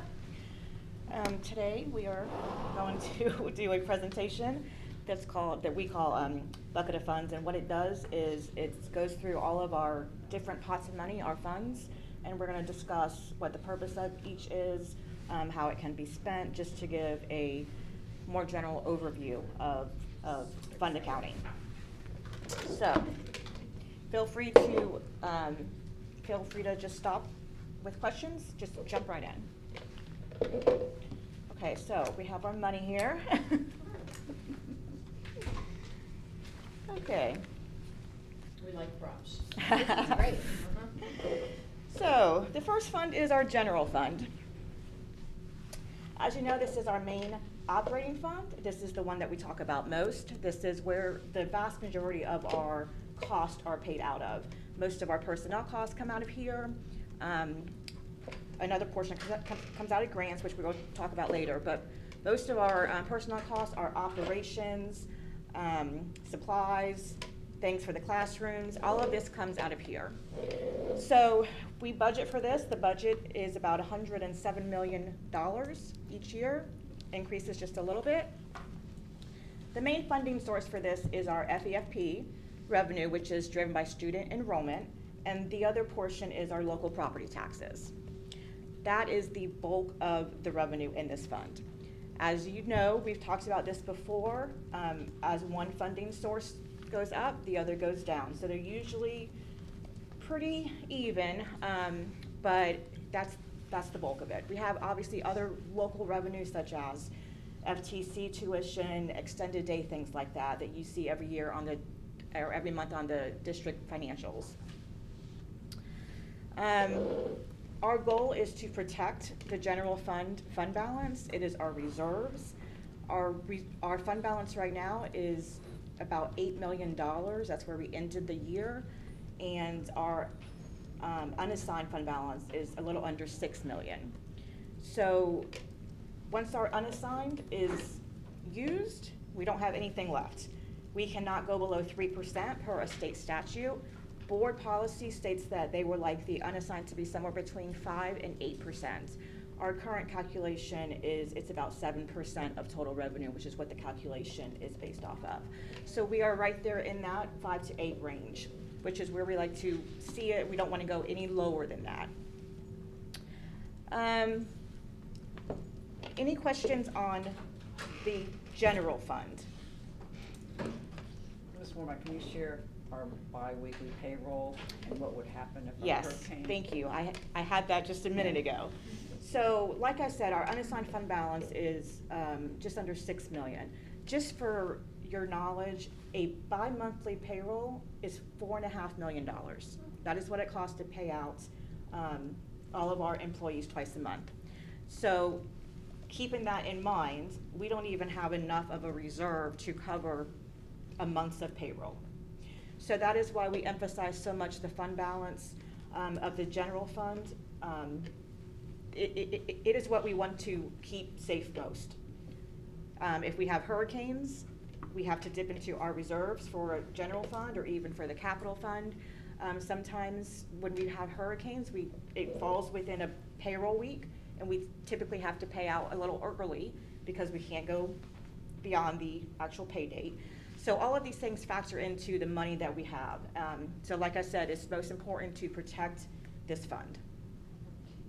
And I'll just add to this, if we fall below what we're supposed to have, the state comes in and takes over.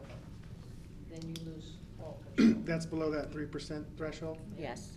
So that's why it's imperative we maintain that. You're bringing up hurricane. Obviously, that means students are not in seats, and therefore we're not getting that FTE money. Is that what that? No. I brought up hurricanes because sometimes things happen out of our control that we need to put money out on, or pay money for. If there's repairs, things that we have to fix for operations. I thought we were referring to income in that instance. No, ma'am. No, sorry about that. No, expenses, Yeah. no. That's a good, why I that's a asked good the question. Okay. Okay, so that is our general fund. Our next fund is what we refer to as capital fund, or capital projects fund. There are several different pieces to these funds. I will go through each one just so you have a better understanding of it. The first fund, or I guess this is the pot of money. Each pot of money has a separate fund. So the first fund is PICO. This is Public Education and Capital Outlay. This money that we get goes straight to our charter schools. We are just a pass-through. Years ago, we used to get PICO funds for our school district as well, and that has since changed, and it's been several years since we have received our own PICO funds. So we get about $440,000 that is all passed through to the charter school every year. Our next fund is called our CO&DS, which stands for Capital Outlay and Debt Service. This funding is given to us by the state, and it is from revenue from the tax on motor vehicle licenses. So every school district gets a piece of this. We normally get about $400,000. It's not that much, but it does help to fund some of our capital projects that might be in the next year that we can move forward. And the current project that we're doing right now is the Building 5 renovations at Bunnell. The next pot of money, and one of our bigger ones, is 1.5 mil. This is solely funded and supported by the local property taxes. So for property taxes, a portion of it goes to the general operating fund and a portion of it goes to the capital. When we do the trim and the millage, there's a piece of the millage that's 1.5 mils. All of that is what goes to support this capital fund. Usually the money that is in each fund stays in each fund. It usually can't be transferred between funds. But for the capital fund, there are a couple statutes that state that we are allowed to take the money from the capital fund and transfer it to the general fund for certain things. Those are for the maintenance operations and for building insurance premiums, and also for what's called relocatables, which is our portables at the schools that are used for classrooms. So every year, we take the money out of the capital at the end of the year, and we make a transfer to the general fund to help pay for those costs. And the reason we do that is because those specific costs cannot be paid out of capital per statute language. It's paid for out of general fund. So we are allowed to reimburse ourselves for that. What were the items you could transfer for again? Maintenance? The maintenance operations, which is Mr. Bush's group, the building property insurance premiums, and also the portables that are used for classrooms.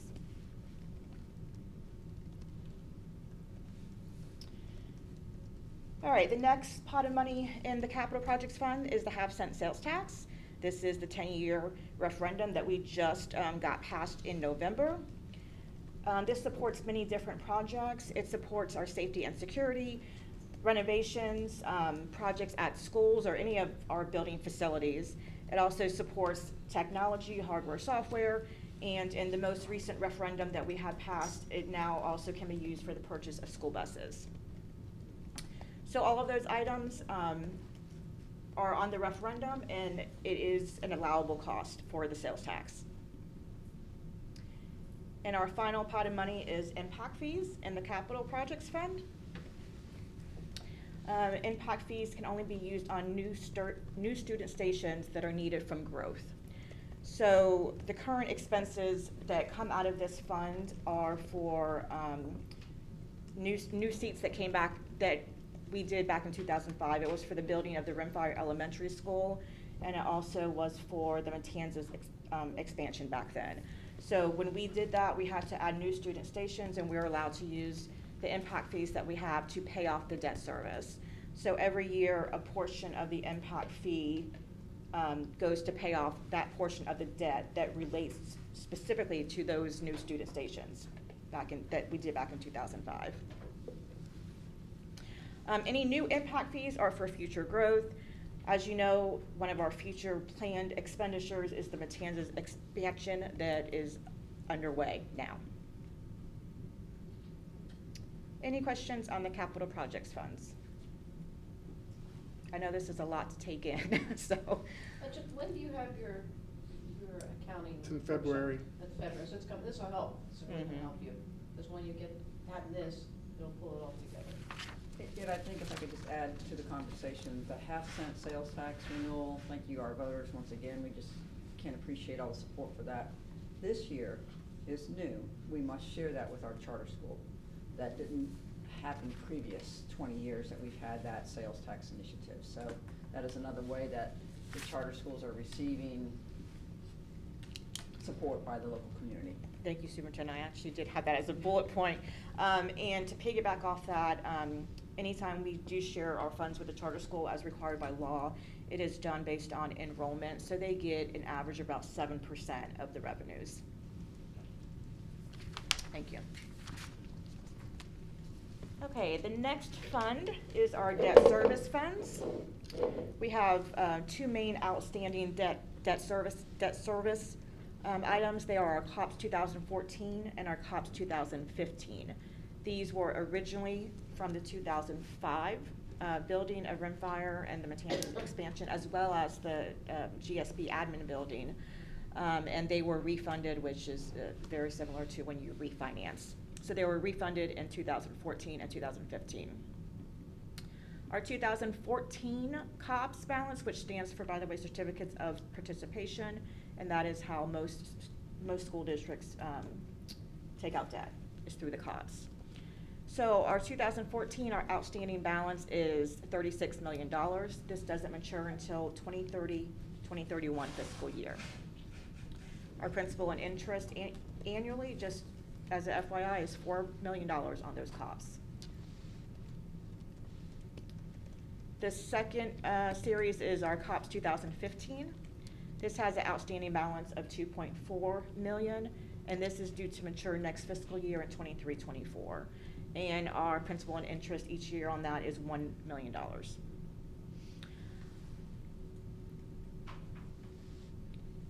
Our debt payments are paid for out of capital funds. So this is one other area where money can actually go from one fund to the next. So every year when it comes to, or twice a year, because we pay the principal and interest twice a year, when we get those invoices, we transfer the money from the capital into the debt service fund, and then the debt payment is made out of the debt service fund. That is one of our allowable costs for capital funds.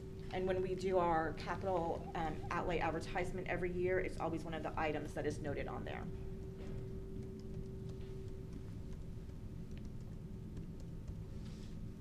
Are there any schools that don't have debt, or is that just standard operating procedure? It's for pretty every standard district? operating procedures. You have to build, Mhm. you have to expand, you're gonna. And it's all relative to the size of the Maintain. school district. The COPS, that was 36 million. What year was that? Both of these originated in 2005, I believe, but they were refunded in 2000. One was refunded in 2014, and one was refunded in 2015.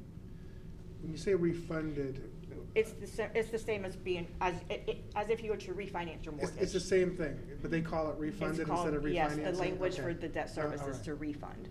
So when you look at the actual document, it's called COPS 2014A refunded. Gotcha.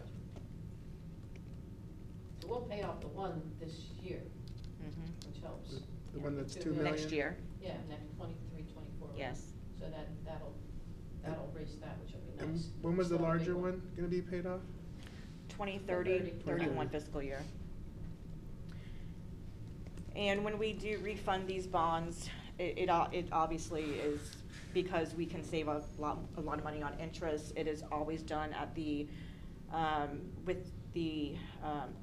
at the advisement of our financial advisors and our bond counsel. So they're always heavily involved whenever we take out debt or whenever we refund the debt. They are usually the ones that actually call When we us plan and to say. build, we'll be doing that again. Yeah. Because we're gonna need money to build. So, yeah, so we're gonna pay off one, but we'll probably be getting one coming along quickly. Correct. Any questions on the debt service fund? Okay. The next one is our federal grants. This has two different sections in it. The first is our school food service fund. We are funded by the Department of Agriculture for our school food service. This supports our breakfast, lunch, and our after-school meals. And the total grant dollars that we received in 21-22 is about $7 million. That's usually pretty much what it is. It's pretty consistent with the caveat that it was a little bit lower during the pandemic because of losing the last quarter of revenue from the student meals. The next section of this is our federal grants. We have a plethora of grants in here. This includes all of our grants that we normally have and have always had prior to the pandemic. So that includes IDEA, that includes Title I, it includes Perkins. It's all of our recurring grants that are standard. The two largest grants in this fund is Title I, which is about $3 million, and IDEA, which is, the IDEA grant is for ESE. And that is $2.6 million. So those are the two largest ones. Our total federal grants last year was $7.8 million. So you can see that those two make up the bulk of it.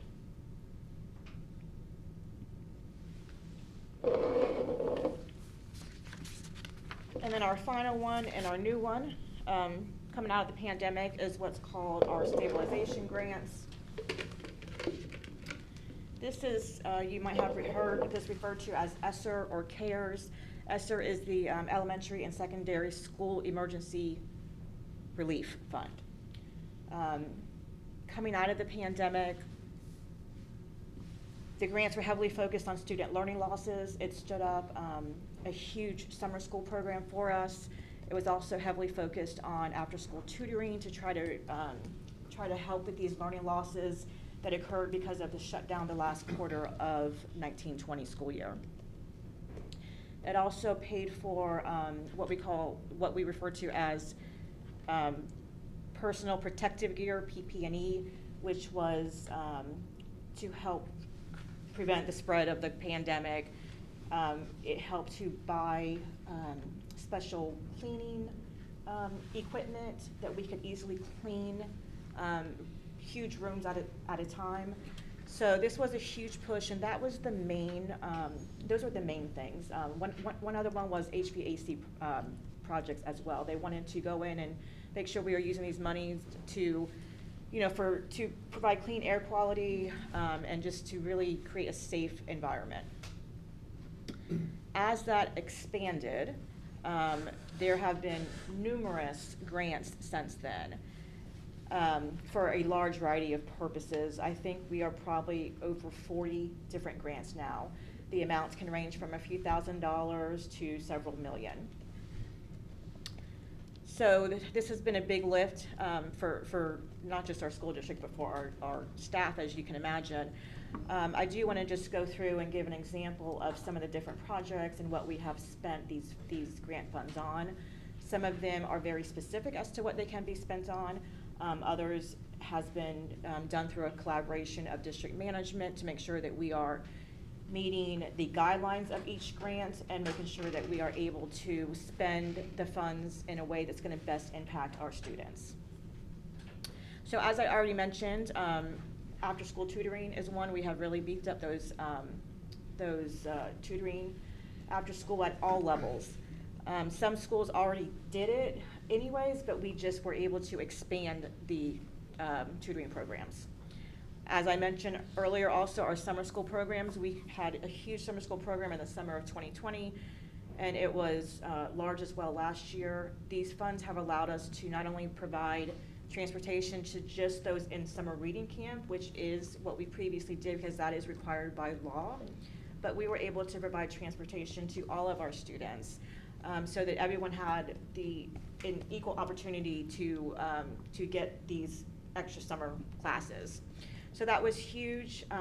When you think about transportation, being able to pull people from all parts of the school district, from across the whole school district, it's a huge cost, and these grant dollars did help with that. VPK, early learning, there have been grants that have helped pay for the staff to help alleviate some of those costs for our programs. Various areas of academics, some grants are very specific to science or reading or STEM. So when those happen, they go to teaching and learning and they develop a plan of how those funds are going to be spent. Some of it is very specific to, it can only be elementary or it can only be secondary. We've had some that have only been for kindergartners.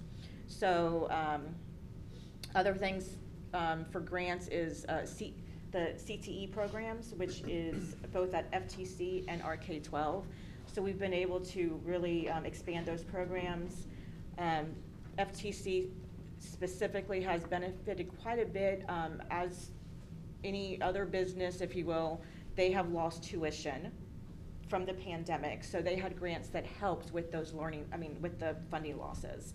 So they were able to recoup some of those costs so that they weren't hurting going forward. We were able to use these funds to put a permanent sub at all of our schools.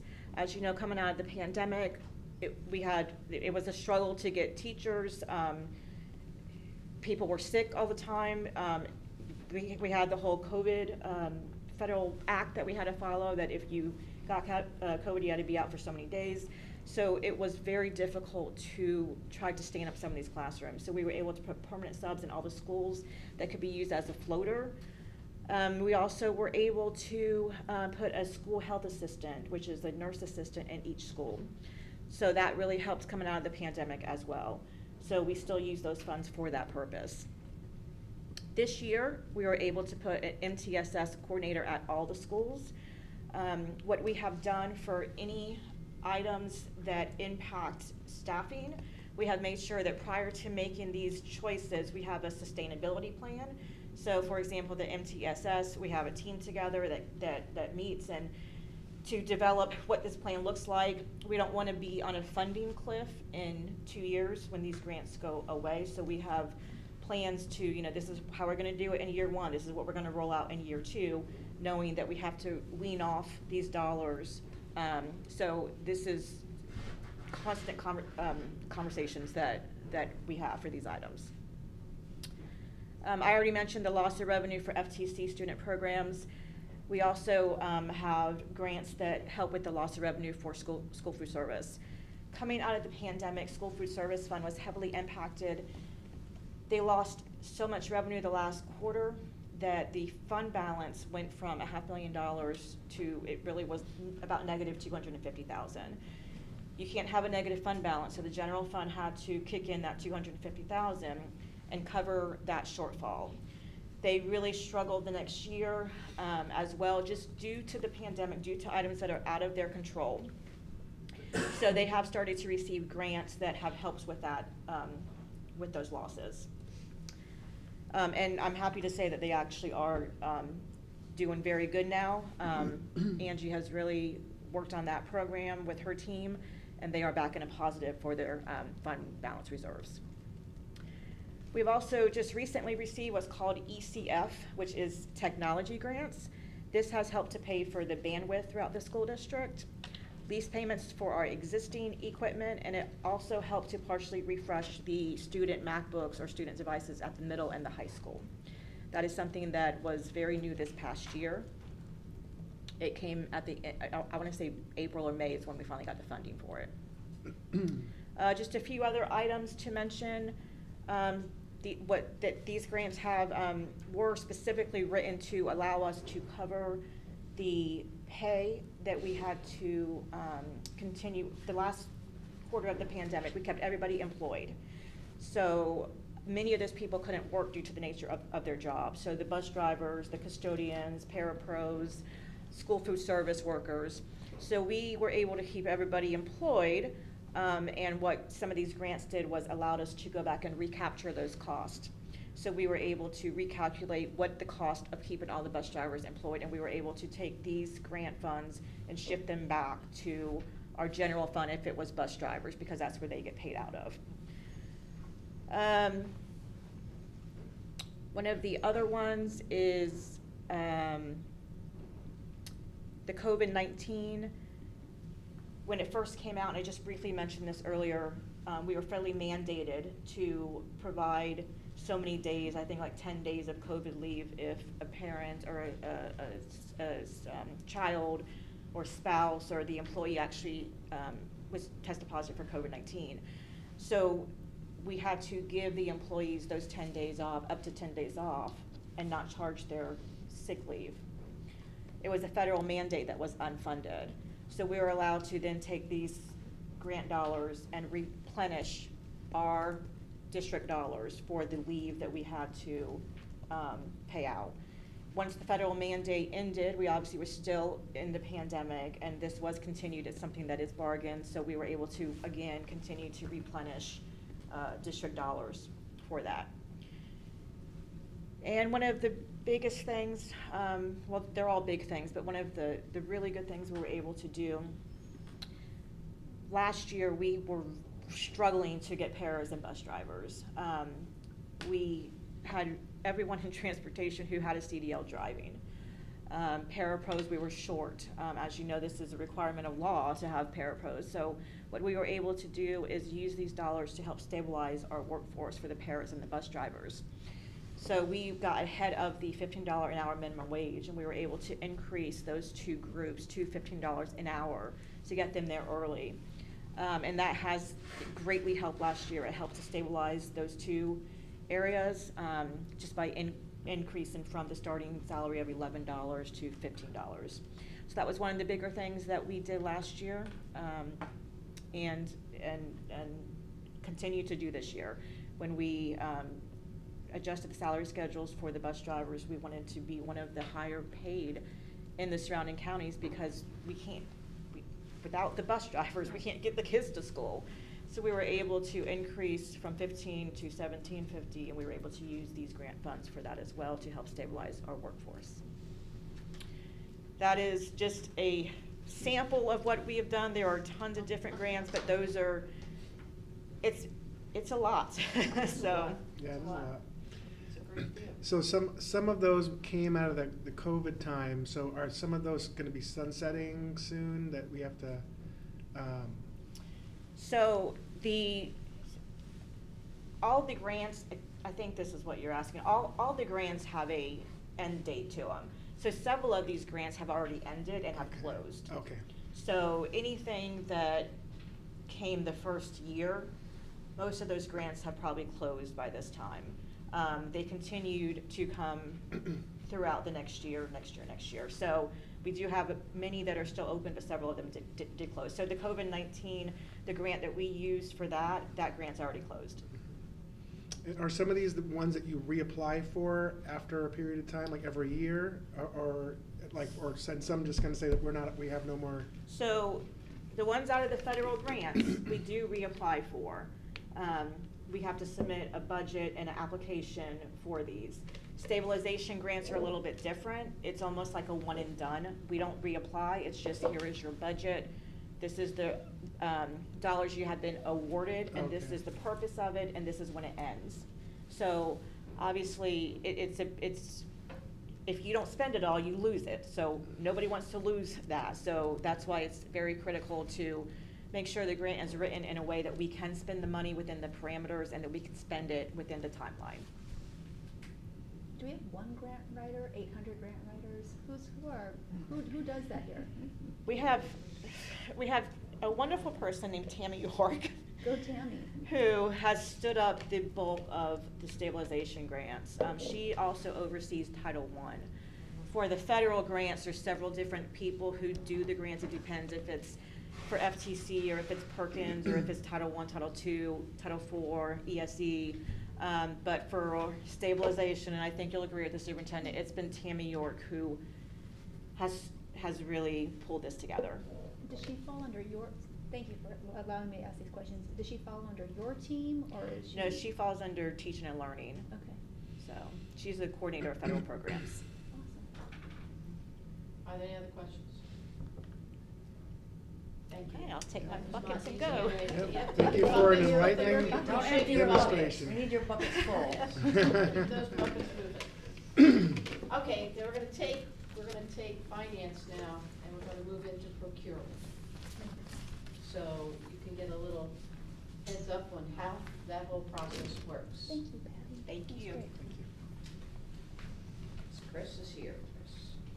Okay, good afternoon, Chairman Massaro, board members, and Superintendent Middlestat. I am here today to kind of give you a brief overview of what I call Purchasing 101.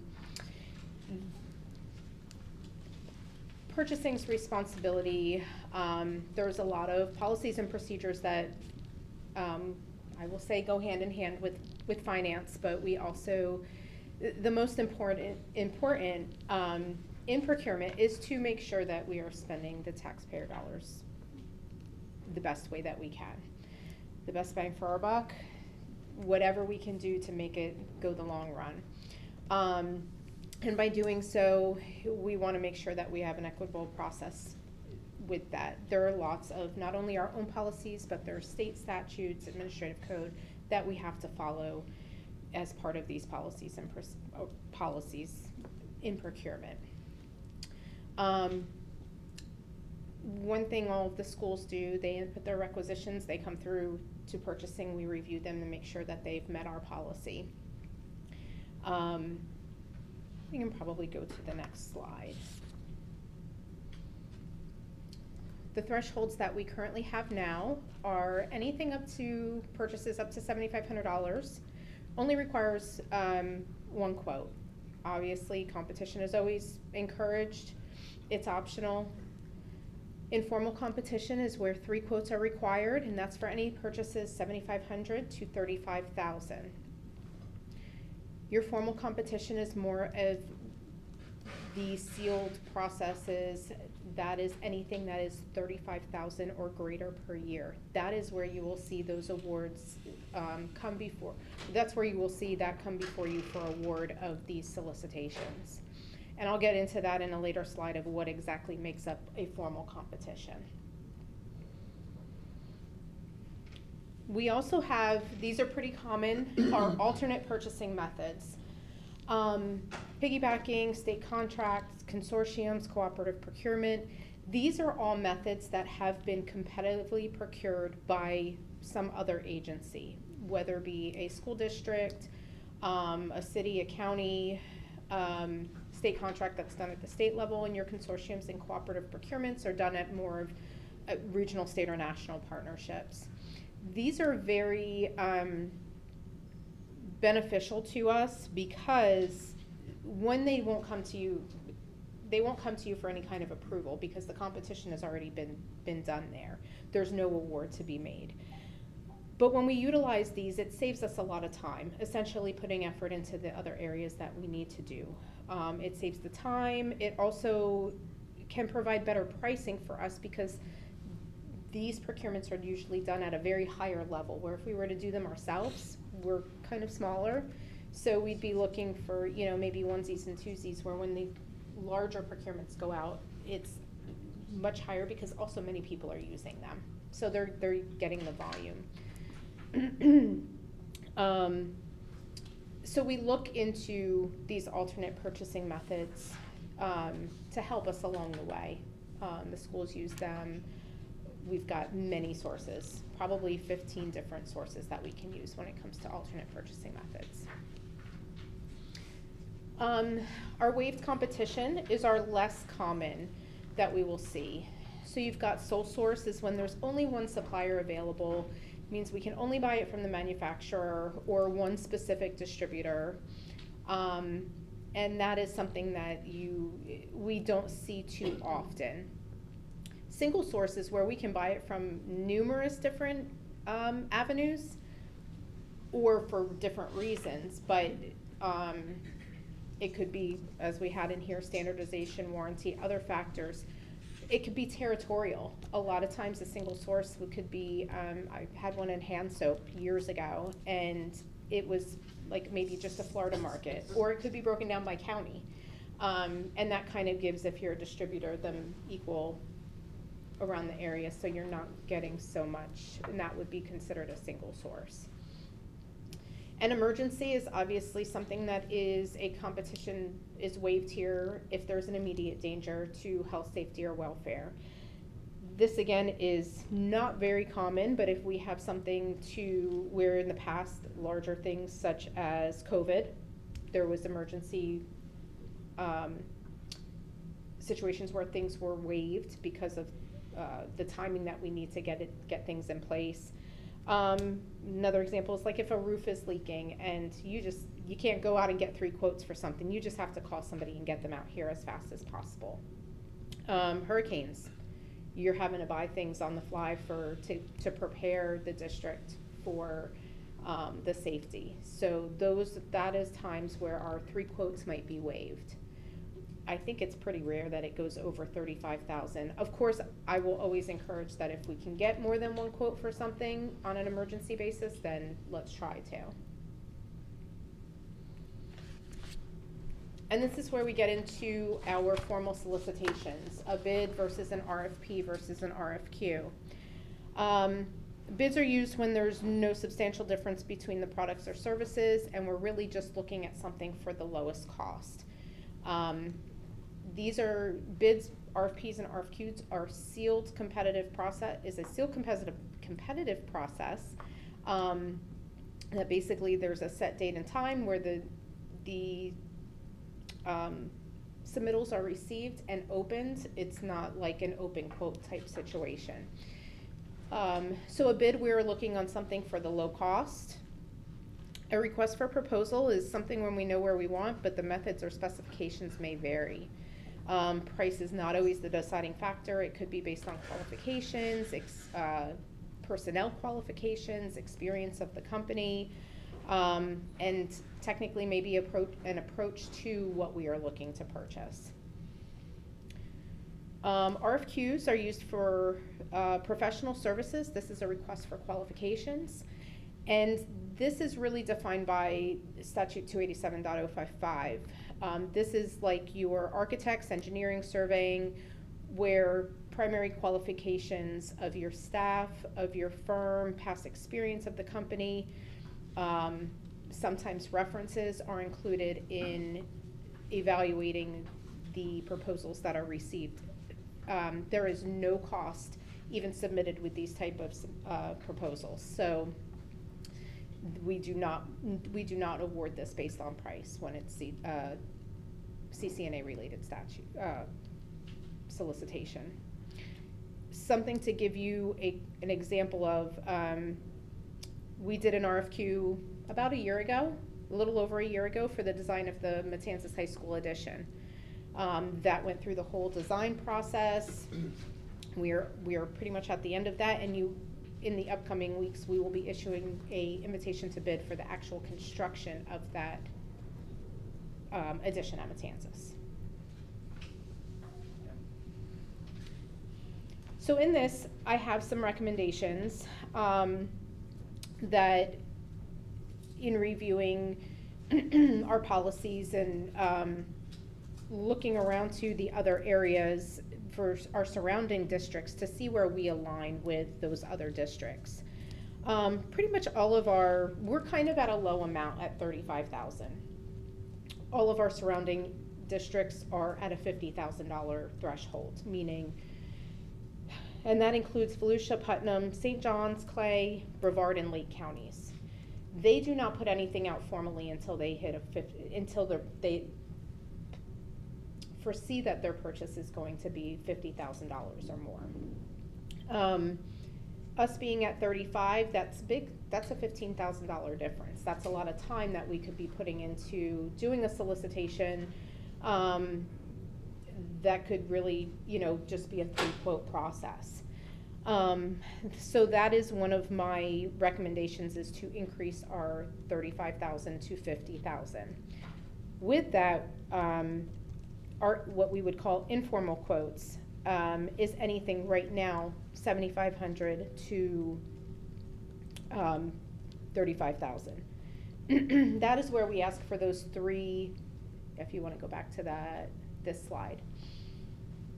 So the informal competition is where we require the 3 written quotes for those purchases. My recommendation on this would be to increase that to $10,000. It's a $2,500 increase. But that could allow potentially a lot more local spending, going to local vendors, thriving our economy, because that's a pretty, you know, 7,500. It really just depends on what your purchases are, but it saves a lot of time by not having to go for the 3 quotes. And if you're that would make our small and any direct purchases go to $10,000, where they just are required 1 quote.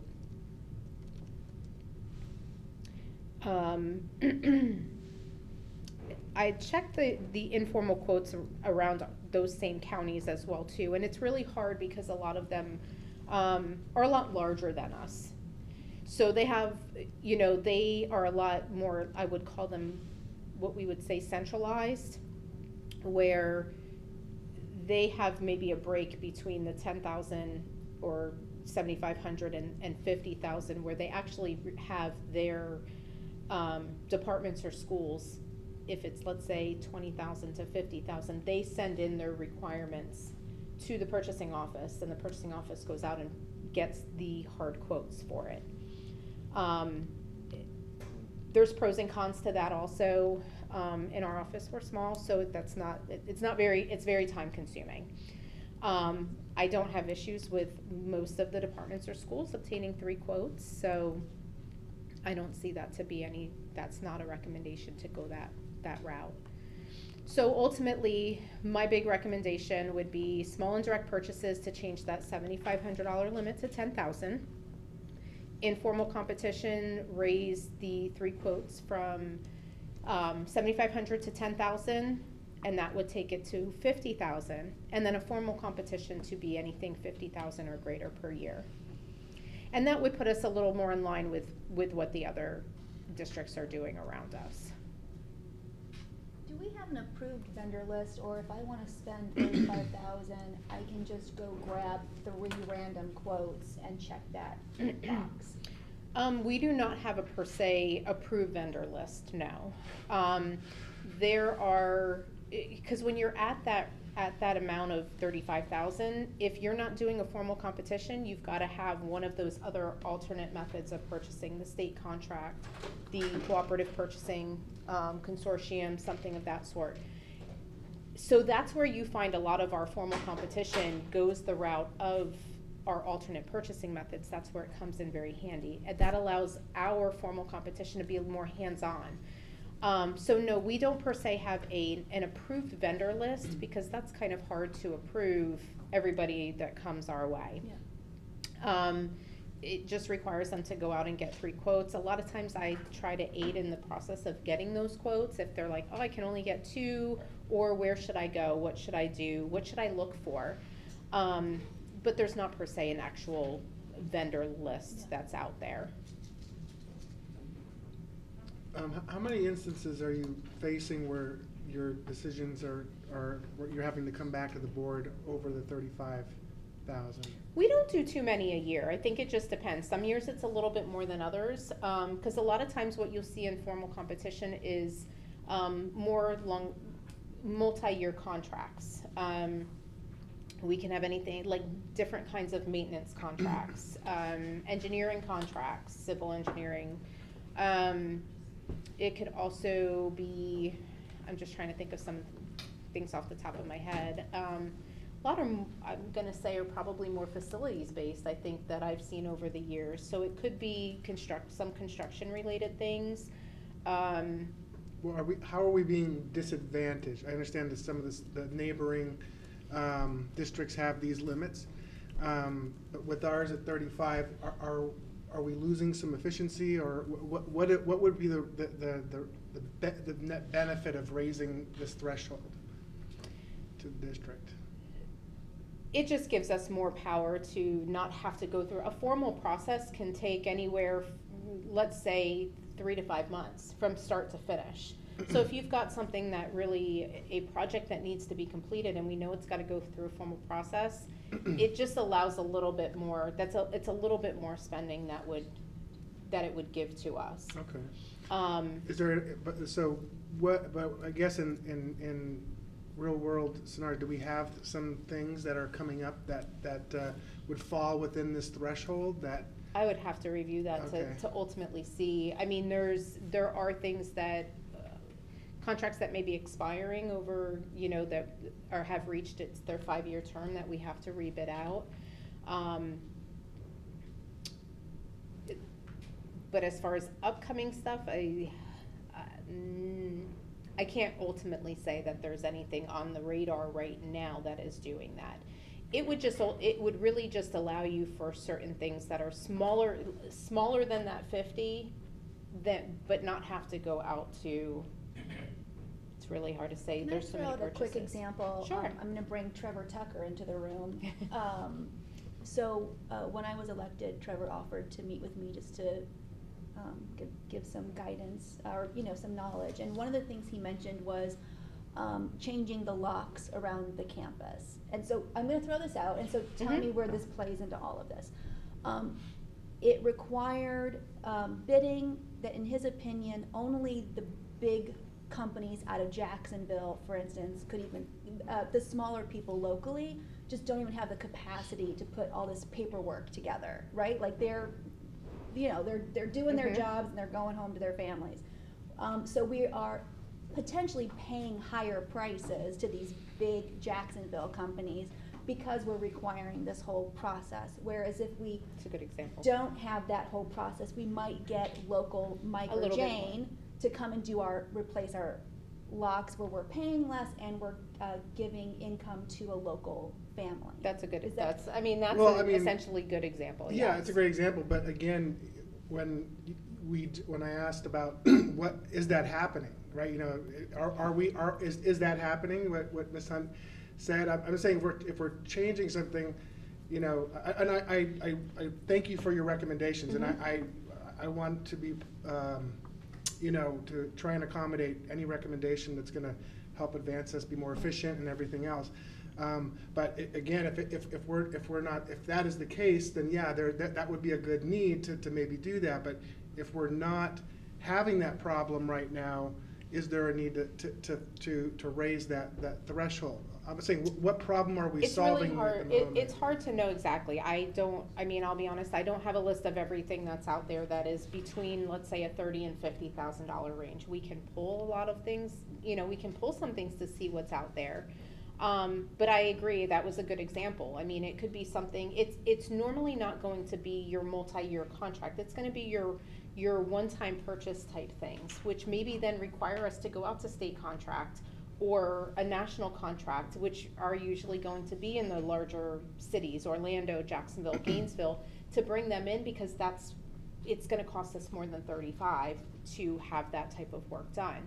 Where yes, maybe you might get somebody a little bit more local here in Flagler or Volusia or St. John's, and to just go out and, get 3 quotes for the items. But because we have that limit, we then have to go to the larger level on there. Right, but we haven't had to do that yet, right? That's just, that's my. No, that's done all the time. I mean, that's why you don't see so many formal awards come through, because we're using the alternate purchasing methods, the state contracts, the piggybacks, yes, because they've already done them. Okay. So you're saying with this. I don't have But that's the goal, so we could avoid doing piggybacks, and what I'm trying to say is. Not on everything. Okay. No, Well, I mean, it's more trying to, if we're going to make the recommendation to change, does that mean that everything that we do is gonna bring the money back into Flagler? No. It just makes it easier for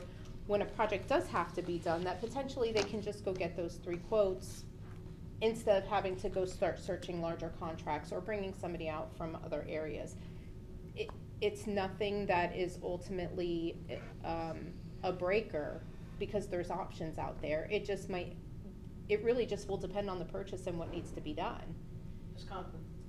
So, because this has come up, historically, this has come up before, and some of the concern has just been oversight, because you're part of the you're seeing more of the process.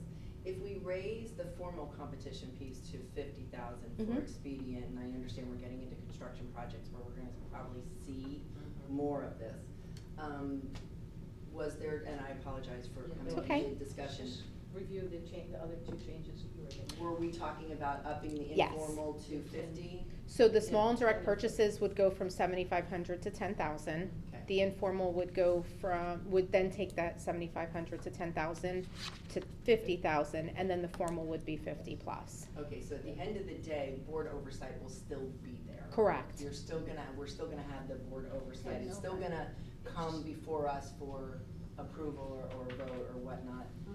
It just makes it easier for procurement. Okay.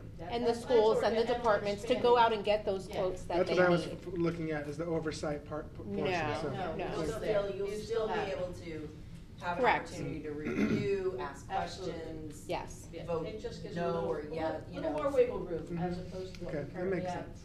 And the costs have changed, inflation has. It has. gone up. It So has. you can't buy the same amount as you used to. Well, and So you. it makes sense. Yeah, and as we get into a construction project, you're gonna see this, it'll just be easier to take advantage of And I think prices. the formal competition level, I think it's been about 5 to 6 years maybe, but 2018, that was changed. I think it was at 25 and Yeah, brought it was to really bad. 35. Yeah, that's fine. So it just, when you look at these thresholds, you look to what around you is out there. Because obviously it's something that, everybody might be having the issue of going out. We just wanna make the process easier, not only on us, but also on the schools, the departments, to be able to get what they need in as quick as they need to, following the policies. I know where your brain went. Board member, you wanna make sure that you still have that oversight, and when the thresholds change, sometimes there's a concern, and we still gonna get to see that information. Yes. So it'll Yes, still that come won't change. for Superintendent us. knows that process. Since this is an information workshop, should we not bring this back? Yes. Yeah. Regular 100%. workshop with Oh, We yeah. wanted to establish some context. Recommendations. We wanted Chris to have an Yeah. opportunity to bring this in Okay. front of you for your Mhm. purview. Good. Great questions by Mr. Furry, so we'll go back, we'll bring this forward. It is changing our purchasing policy. Right. We do Right. want to go back and look, it was 2019, I think I had Ms. Warmick kind of help me out, policy 723. It was last revised at that time, that was pre-pandemic. Mhm. To your point, there's been a lot of conditional changes since then. I think it just kind of brings us up into the here and now and regionally gives us a Mhm. comparative opportunity. So we would bring it back in That's good. February Oh, yeah. That's with a good. draft So that's where proposal. we are. If I Yep. can be ridiculous for just a second, because it makes me crazy, can we get things down to a penny? In our- Yes. Right, so if it's 35,000. So basically, then you would see, 35,000 and one correct, penny. it would be, and that can go, many agencies do different However, things, I just so. don't want the same number on. Correct, yes, so Sorry. it would be purchases up Oh, to I see 10, what you're saying. Sorry, yes, it makes me a little up to crazy. 10,000, and then it would be 10,000 and a And one- penny yes. to Yeah. maybe Thank you. 35, or, or Sorry. 34,999. People do that too. Yes, Okay. well, All right. that is That's Thank correct. you. I think we're good. We Okay. appreciate that. That's great. Thank you. Yes, Now, thank my you. question to the board is, do you want to take a 5-minute break? Yes, ma'am. Yes. Okay, we need a 5-minute break, and we will resume at 4 o'clock. Yes. We only have a couple more things to do.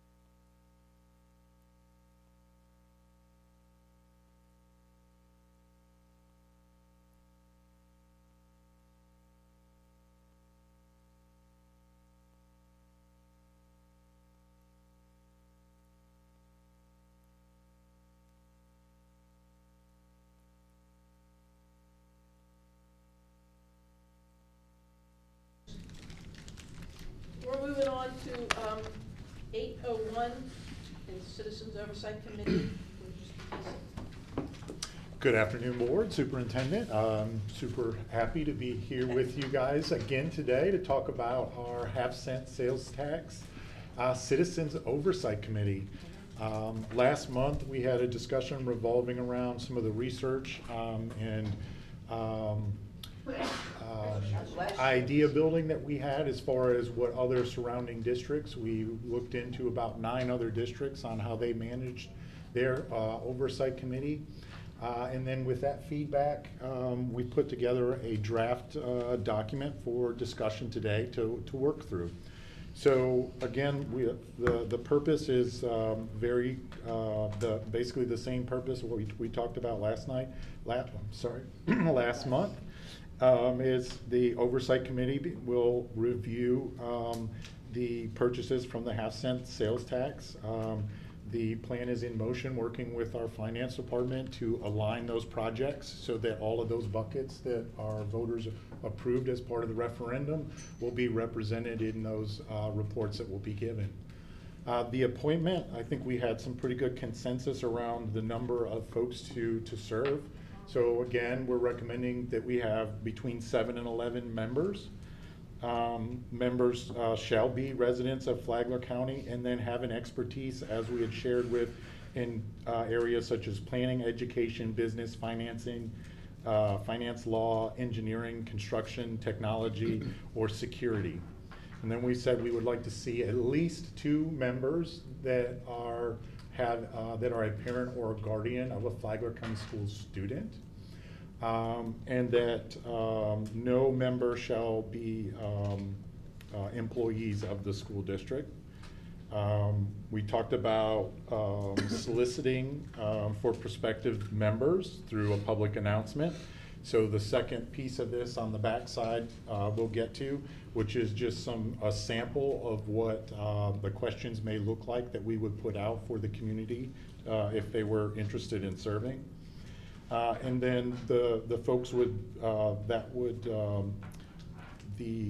the individuals who would then respond, we would have a group that would put that together, so that would be a slate that would be brought back to the school board for review and recommendation as a group. So again, we would field those, we would create a list for the board to review, and then you as a board would make the recommendation of between 7 and 11 folks to serve on that committee. One of the adjustments that we made from those conversations was that we had talked about members would serve a 2-year term, and we added in there that they could serve a second term, so a total of 4 years on the committee. We looked at how we could stagger the start, meaning the initial term. So within your recommendation that would be brought to you, 4 members would serve a 3-year initial term. So this would allow some cohesiveness of the group as it continues to move forward, and then the remainder of those would be 2-year terms. This was one of the conversations that we had, so I went and built this through.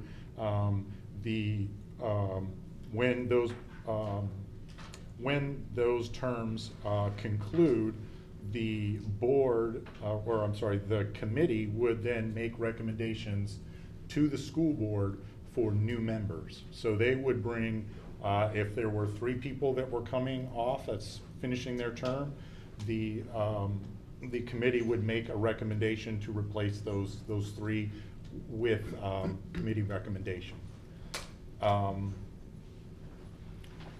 If, and this was one of the pieces that we worked through, if for some reason we have folks who were not able to serve on the committee, that we have a succession piece in here so that if there falls below 7 members, it would be brought back to the board to make recommendation to fill those so that we could get the full committee back up to capacity. There's really recommendation, and districts have done this all different, but I think considering our size in the scope of what we're asking the committee to do. We're recommending that there be a chairman, a vice chairman, and a secretary. We've said that a chairman is elected by the committee, as well as the vice chairman. The vice chairman would serve the chairman role if the chairman was not available. And then also the chairman would be the designee to speak on behalf of the committee.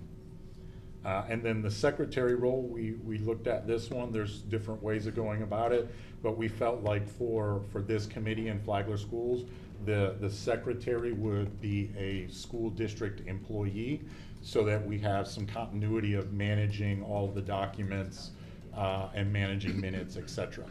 So we felt that that was a pretty good recommendation. We had some conversations around the schedule for the committee meetings. There are some that have different schedules, so we looked at options for both biannually. So there would be 2 meetings of the committee to review, and then a presentation to be made during a workshop. So technically it would be kind of 3 if we did it biannually. And then if we were to do quarterly, we went through and shared what those would look like as well. There'd be 4 intervals, 4 meetings, plus the committee presentation. So that's one of the questions I think I would like for some clarity from the board.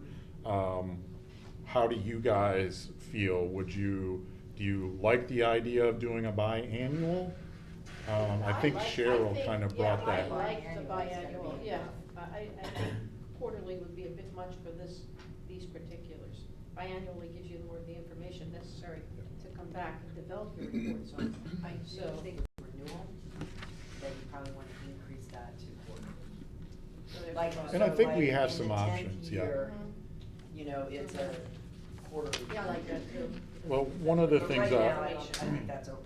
Right, and to your point, one of the things that we pointed out, or that I would like to point out, is that the chairman may establish subcommittees if needed within the group.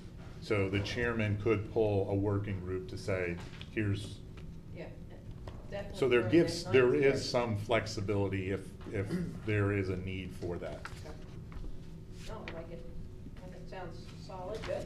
Yeah, nice plan, and I think it would be very beneficial, especially in spell year that. 8 and 9. Yeah. When you start looking at it. spelled out all the procedures and.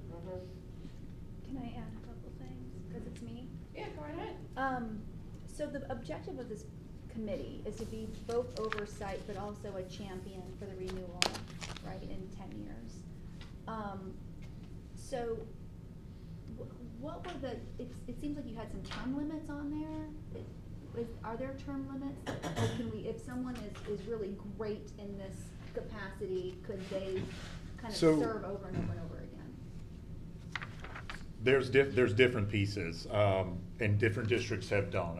I'm honestly, the suggestion came back from our last conversation to have some term limits to the amount of time.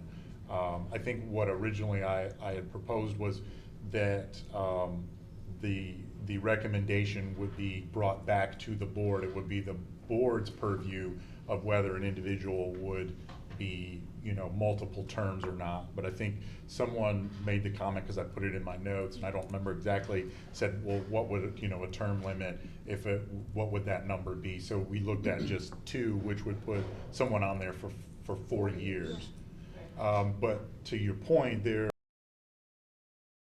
are surrounding districts that we looked at. Some of the folks, if you look back through the minute meetings, have 2, 3, 4 people who have kind of worked on those oversight committees for several plus years. Yeah, and I just think it's if we have Mitch who signs up right now, but we really could use Mitch, when it's going to be on the ballot again.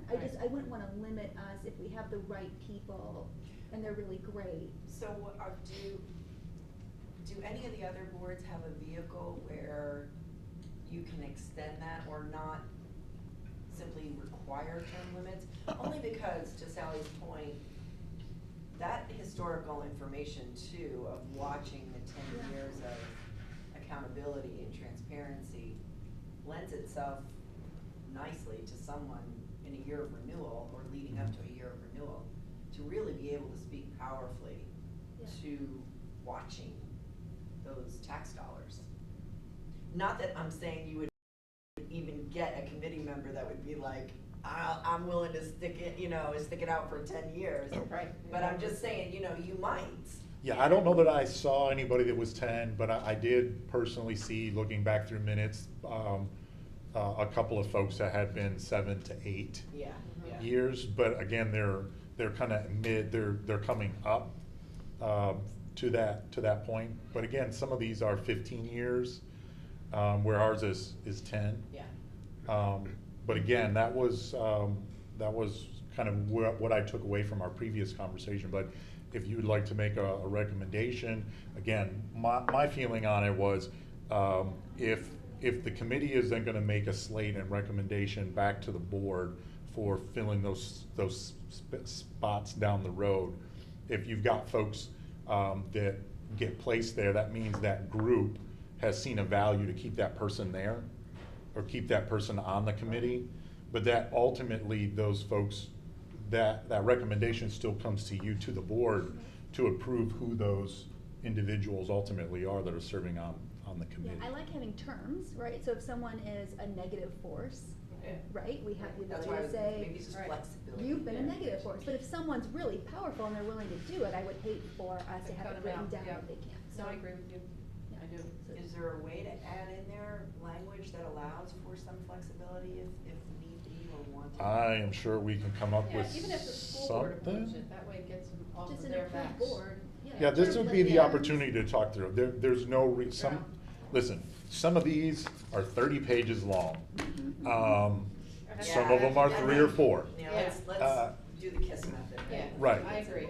That's been my feeling. Like, some of this stuff, we can spell out kind of what the vision is and then let the committee kind of fill in some of these pieces, where some of them are, that are 30+ pages, spell out every single incident. I bet you there's, a few words that we can add that will allow some flexibility. My only other thing, just for consideration, I don't know even where I stand with this, but as far as maybe the possibility of our superintendent or the head of our Ed Foundation being the one who selects the chairperson versus the committee, just because it's such an important role. Just something that it went into my head, and so it's coming out. Yeah, I agree. It's important, but I also think it's important to the group. That they've And that selected that person. that they buy-in. And I think that's part of committees, that they have trust in the person who's leading them. If we appoint them, then they're gonna question trust. I would just hate for them to feel like it's the intention of the committee is, tainted's the wrong word, but that the intention of the committee is being driven by Outside people. the district. Yeah, that's fair. Yeah. Whereas, Yeah, I agree. I think if that kind of comes organically from the group. The group needs to Yeah, select. good. It makes, it looks very nice. Cool. Thank you for the conversation. All right, so there's a couple ideas we threw out there. Yeah, Most I'll part flush looks through great. those. I think that's great. It does, looks very good. We'll I like flush it. through, we'll take the document, and then Yes, simple. we'll We work don't on need bringing complex. this Simple is good. back It's to you. simple. Community members can also read that and understand what the intent purposes of it. They don't need 30 pages of rules. And then just really briefly, if you wouldn't. The so application? The application piece, we've tried to pare this down, but with the goal of getting a team of folks that have a broad background and interest in Flagler County schools. That's where this came from. It's paired from a couple of different ones. So I would just say, Is that gonna be electronic? So, Will you be able to? yeah, like it so. was, like a Google Doc or something? Correct.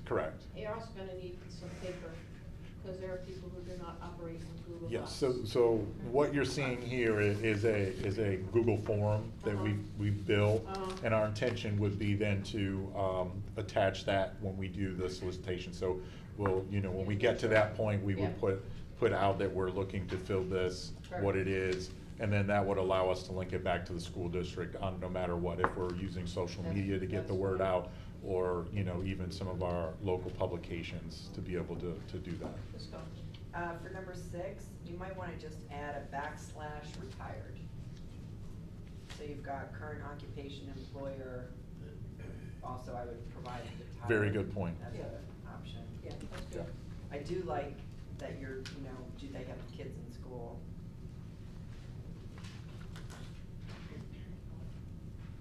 And no, that's good.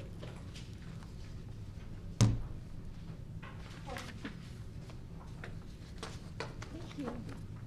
All right, Okay. all right. I thank will you. work on this and we will bring it back next month. Thank you. We're gonna go down now to 10.02, legislative priorities and strategies.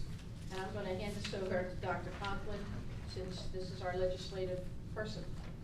Okay. You should all have a draft of that, and we have Ms. Gavin joining us. I just printed it out. So we've now looked at this a few times, so kind of just in refining mode. And also we'll let you know that this week FSBA is finalizing talking points and guiding principles to help when you're meeting with legislators or even having conversations in the community. But the talking points are kind of created as fill in the blanks. So for example, I'm working on a funding one. We've broken these down, so everybody's kind of tackling a mental health one, a workforce one, but there'll be opportunities for us to personalize the impact to our own district, right?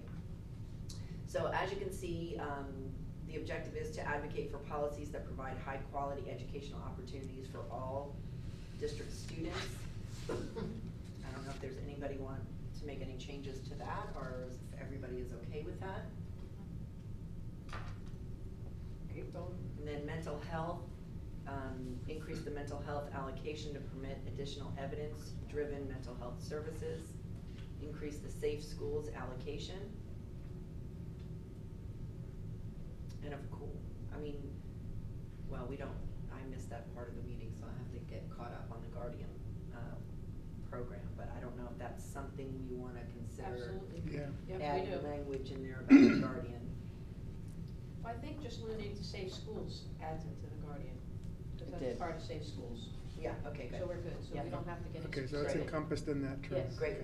it is. Workforce, provide funding and necessary implementation language for market value wages for high-skilled, high-wage CTE adjunct Yes. teachers. That's an issue. Provide operational funding in the FEFP to support the expansion of secondary career technical programs. Personnel and recruitment, retention. Change the term of the temporary certificate for candidates with a college degree from 3 years to 5 years, giving teachers an additional time to complete the certification requirements. Fund the teacher salary, increase allocation, TSIA, and increase the categorical eligibility to all certified instructional personnel, including experienced teachers. I will share with you some of the language FSBA came up regarding this piece of it.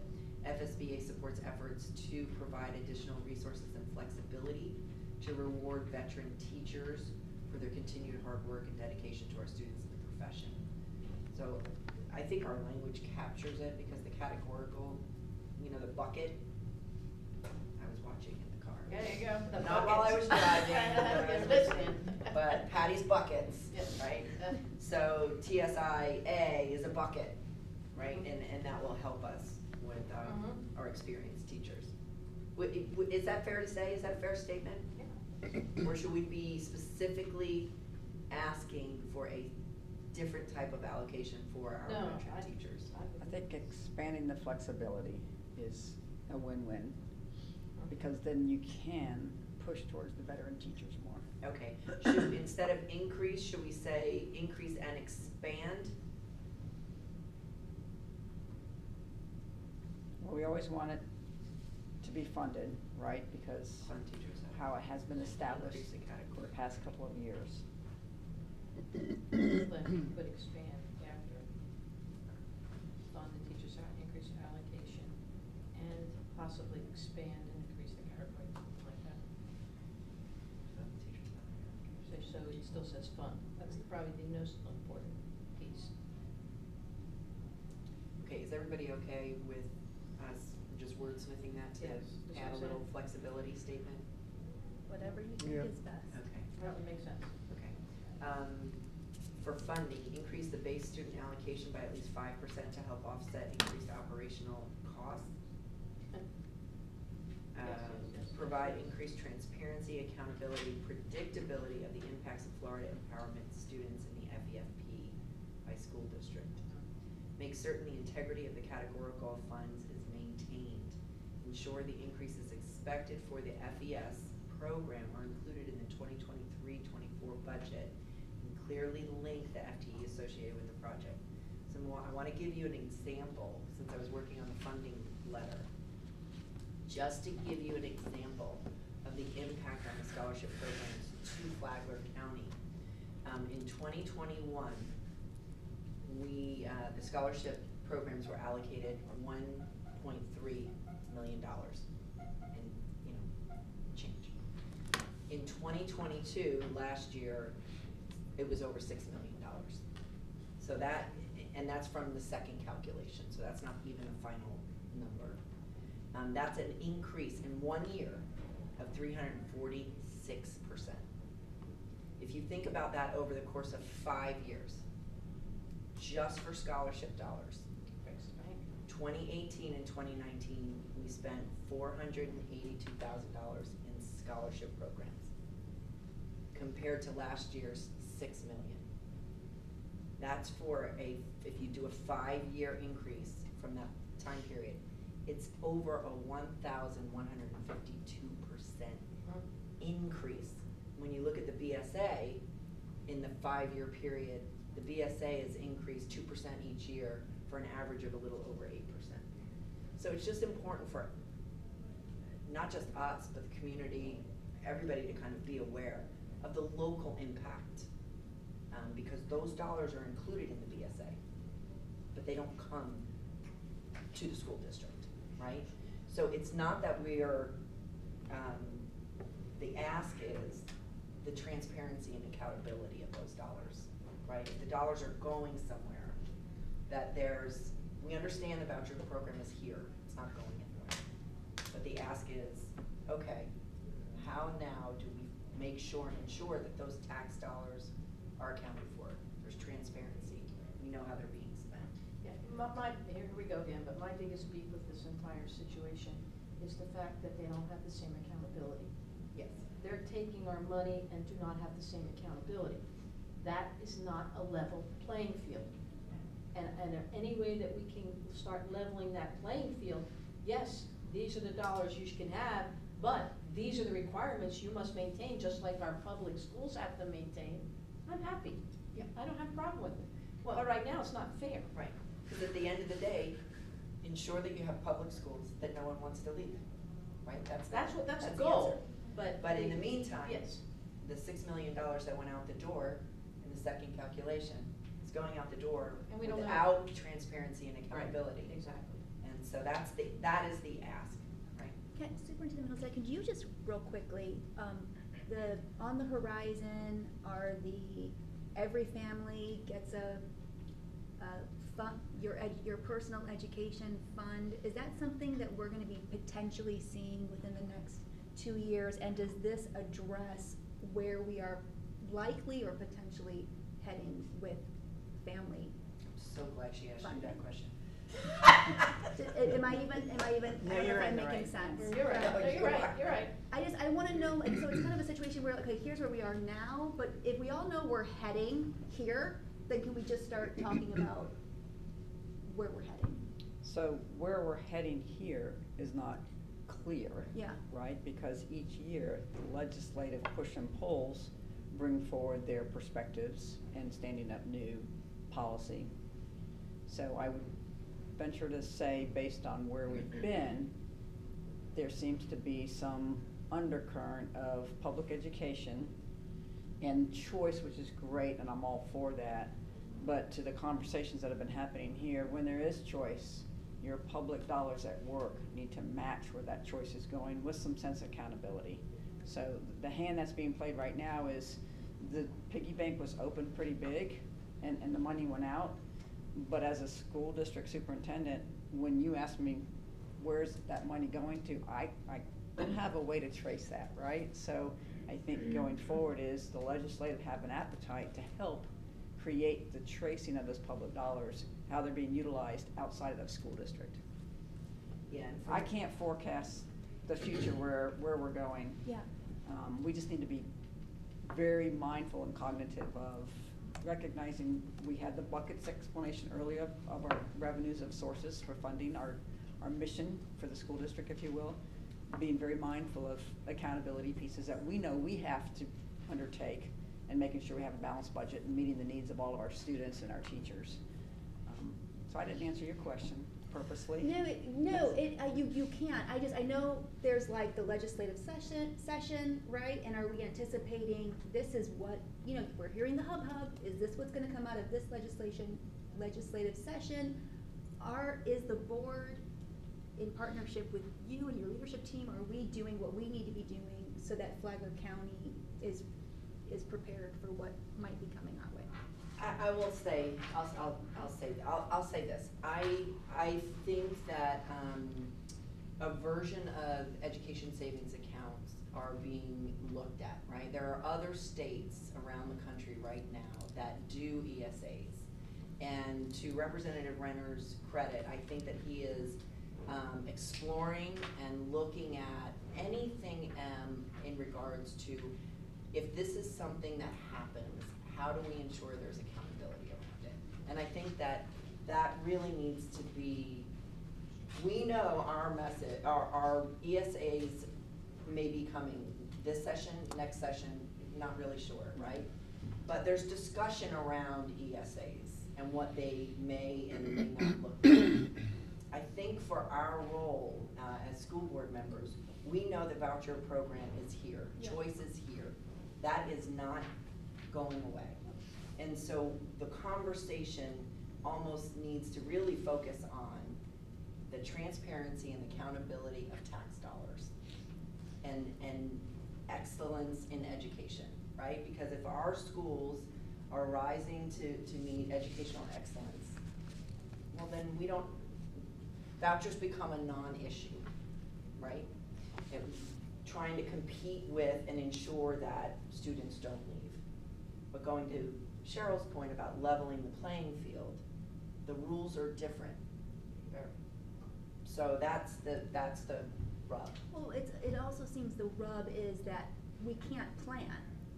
Correct. So a charter school opens, 50 to 200 students are Or supposed private to go to school. it, or Private private schools. school, It's the and private then schools. something either closes down or something happens, and now we absorb those students back, and Right. so it's, Like, it would be very interesting to look at the number of educational LLCs in Flagler County in 2018-19 and the number of educational LLCs today. I guarantee you, it's probably quadrupled. I just want us to be able to plan, Yeah, thank you, yes. which is, We're on it. Yeah. We're working through that, so. thank you. All right, delegation support? And the last piece is really hoping to look at providing some collaboration and coordination with the city and the counties for looking at an adults with disability ask for a facility here. Yeah. Because as we all know, they're really basically, we're doing the best we can in the limited space that we have behind FPC and the auditorium. Expand career education opportunities and Flagler VPK pilot programs. So if I'm hearing everyone correctly, really the only tweaking we have is maybe adding some verbiage about flexibility in the TSIA. Yep. Do you have proposed language that we could add to this draft? Because as we've kind of moved through the process of working on this, it is coming before you tonight at your board meeting to approve. On the teacher salary increase allocation. And provide for flexibility. it seems like fund the teacher salary, increase allocation, and increase the categorical eligibility. I think that might be where we go this year. And we can, Subsequent years from this, It asks for flexibility. there might be more, because your state law right now stands up and tells you 80% here, 20% there. All of that would be a bigger lift for legislators to move forward with, where this is more about your Ensuring opportunities. it's funded. Correct. And you have, opportunities for Yeah. participation. Okay. yeah. Are you guys okay with leaving? I think we need to be, Okay. yeah, that's one of those things. Good. So if We you're good with it, Yeah. it will come before you tonight for you to Okay. take final action Yeah. on. And then we'll take our draft off, and then you have it for. All right. Thank you. Thank you. Thank you. All right, we're moving on to old business. Does anybody have any old business that was not on the agenda that we need to discuss? Yes, I have some old business, and we had, on the consent items, actually, that we have on the agenda for tonight. At the previous meeting, I had brought out the consent item that was for Let's Talk application and requested additional information on that. I did not receive it. No, and I'm glad you brought that Yeah. up, because I had it on here to talk to you about that, to add that under Yeah. old business. So- Mike, could you join us, please, because he is the one who is gonna be able to, I think, close those gaps.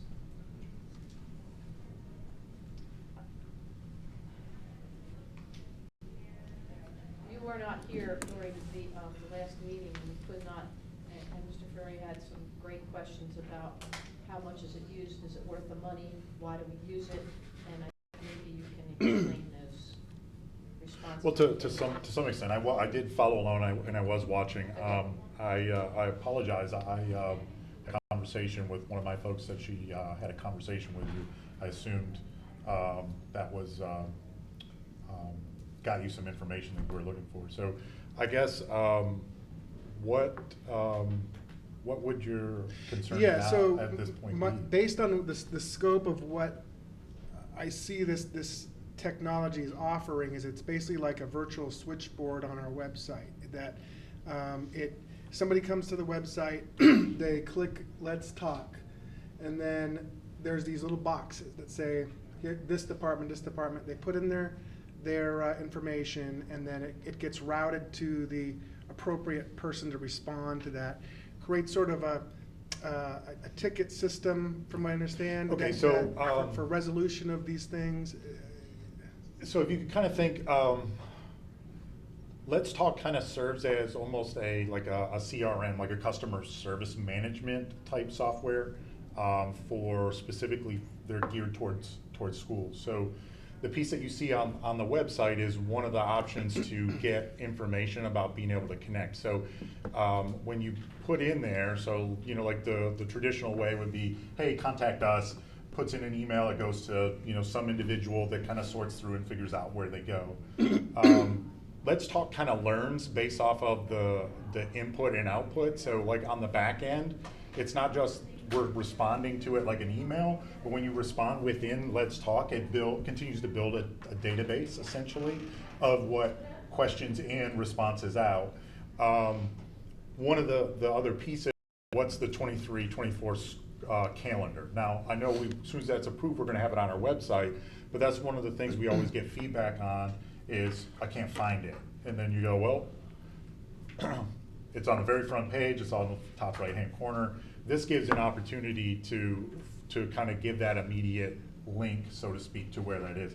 The other side of it is now when that information comes in, maybe I'm asking a specific, I'll go back to my team. I'm a new parent, I'm asking about when I'm gonna get my device per se, or what's the process, because for whatever reason that they're looking at Flagler schools. We get that in, it gets automatically assigned to one of our team members, and then we have, depending on the type of question, there's an SLA on it. So it says, hey, we want to respond within 24 hours, or this one is 48. It just depends on what it is that's set up. And if that response, it'll give a reminder to the person responsible, and then we'll accelerate that up to a supervisor level to make sure, hey, why didn't we get a response back out from those? it gives you reporting on like unique engagements. So you can say this person particular engaged, and I think maybe that's what you're seeing, like when you're looking at what you're seeing on Let's Talk and you go, why are we paying that amount of money? It's a great question, honestly, because Let's Talk's model is very education specific. They look at the number of students that are in a district, not what you're using. So they don't go, hey, you can use the web module, and then this is how much it is for you, and then here's the chat bot, this is how much it is for you, here's the voicemail programming, here's the CRM piece, so like when you get a phone call in, you know, hey, this is Mrs. Smith, this is the 3 other engagements that we've had with them, they're probably calling about XYZ. So those are the things that I think when you talk about just Let's Talk from what you see up on the district site, being very much a kind of a template for an email. So there's other pieces of it that that we're hoping to continue to build out.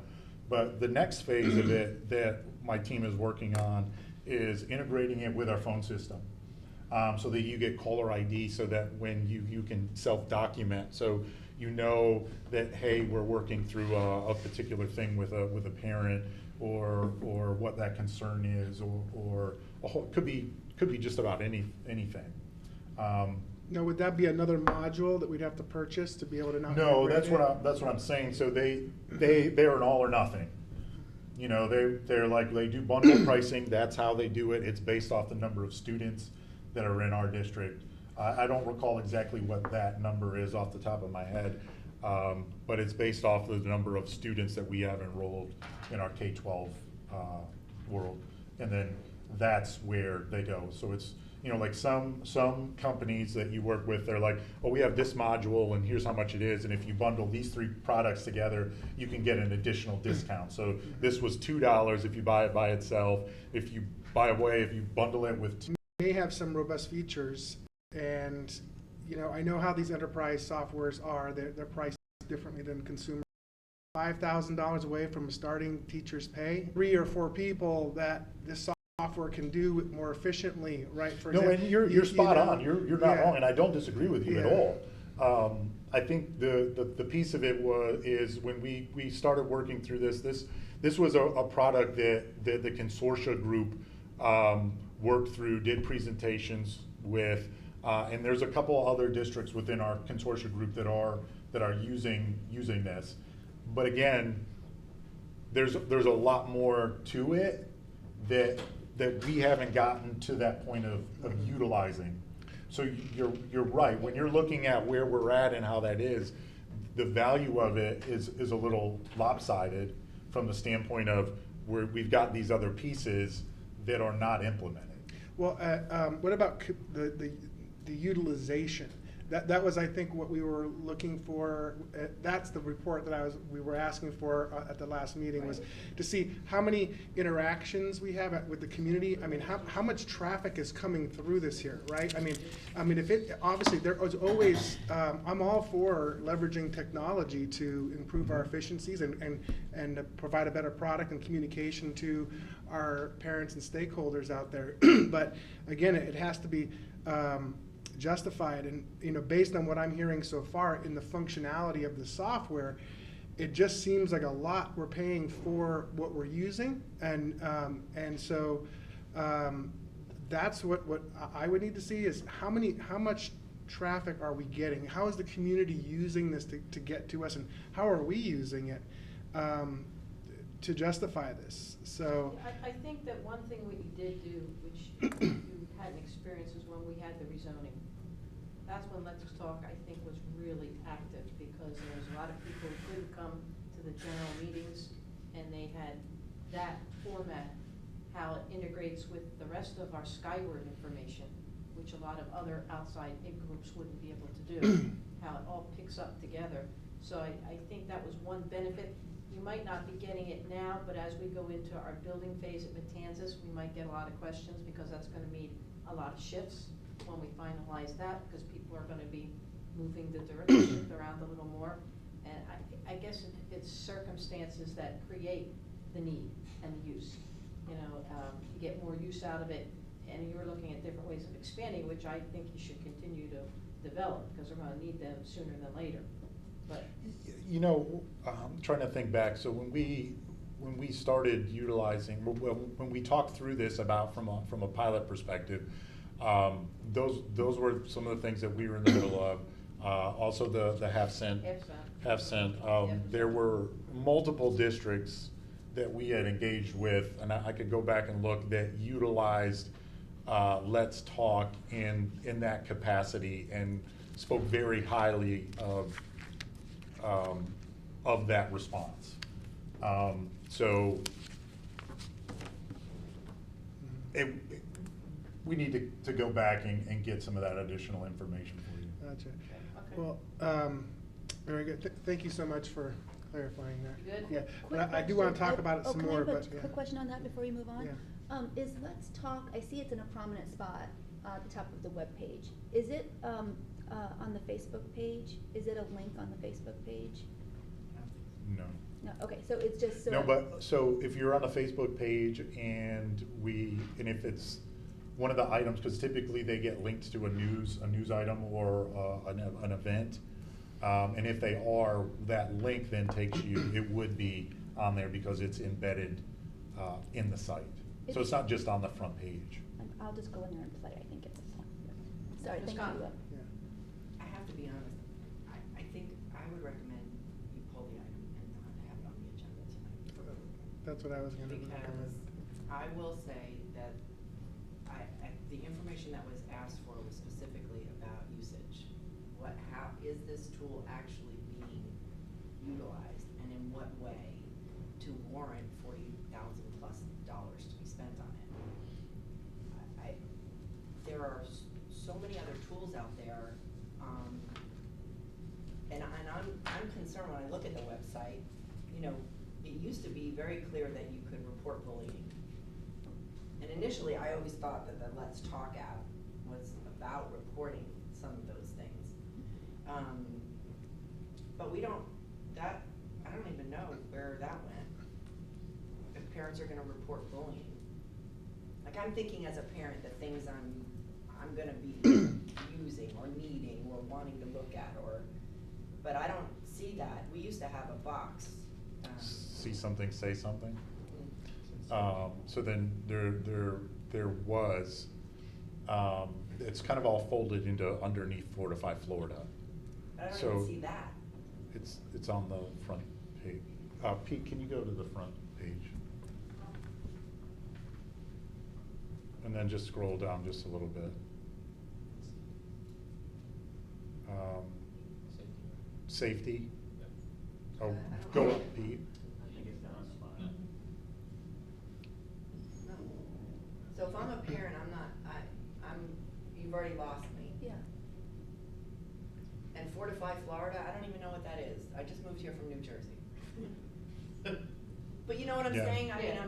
I'm No, being I get you. sarcastic, of course. I get you. But I'm concerned, you know, and then when we went to FSBA, we saw another tool that was out there that, like, you know, you invest in, that literally picks up on some of these threats and social media pieces where they are responding immediately to those things. And is that something that we should be investing in versus something like this versus? Yeah, I just don't know what tools are out there. I don't know what's the usage and the connectivity rate on this?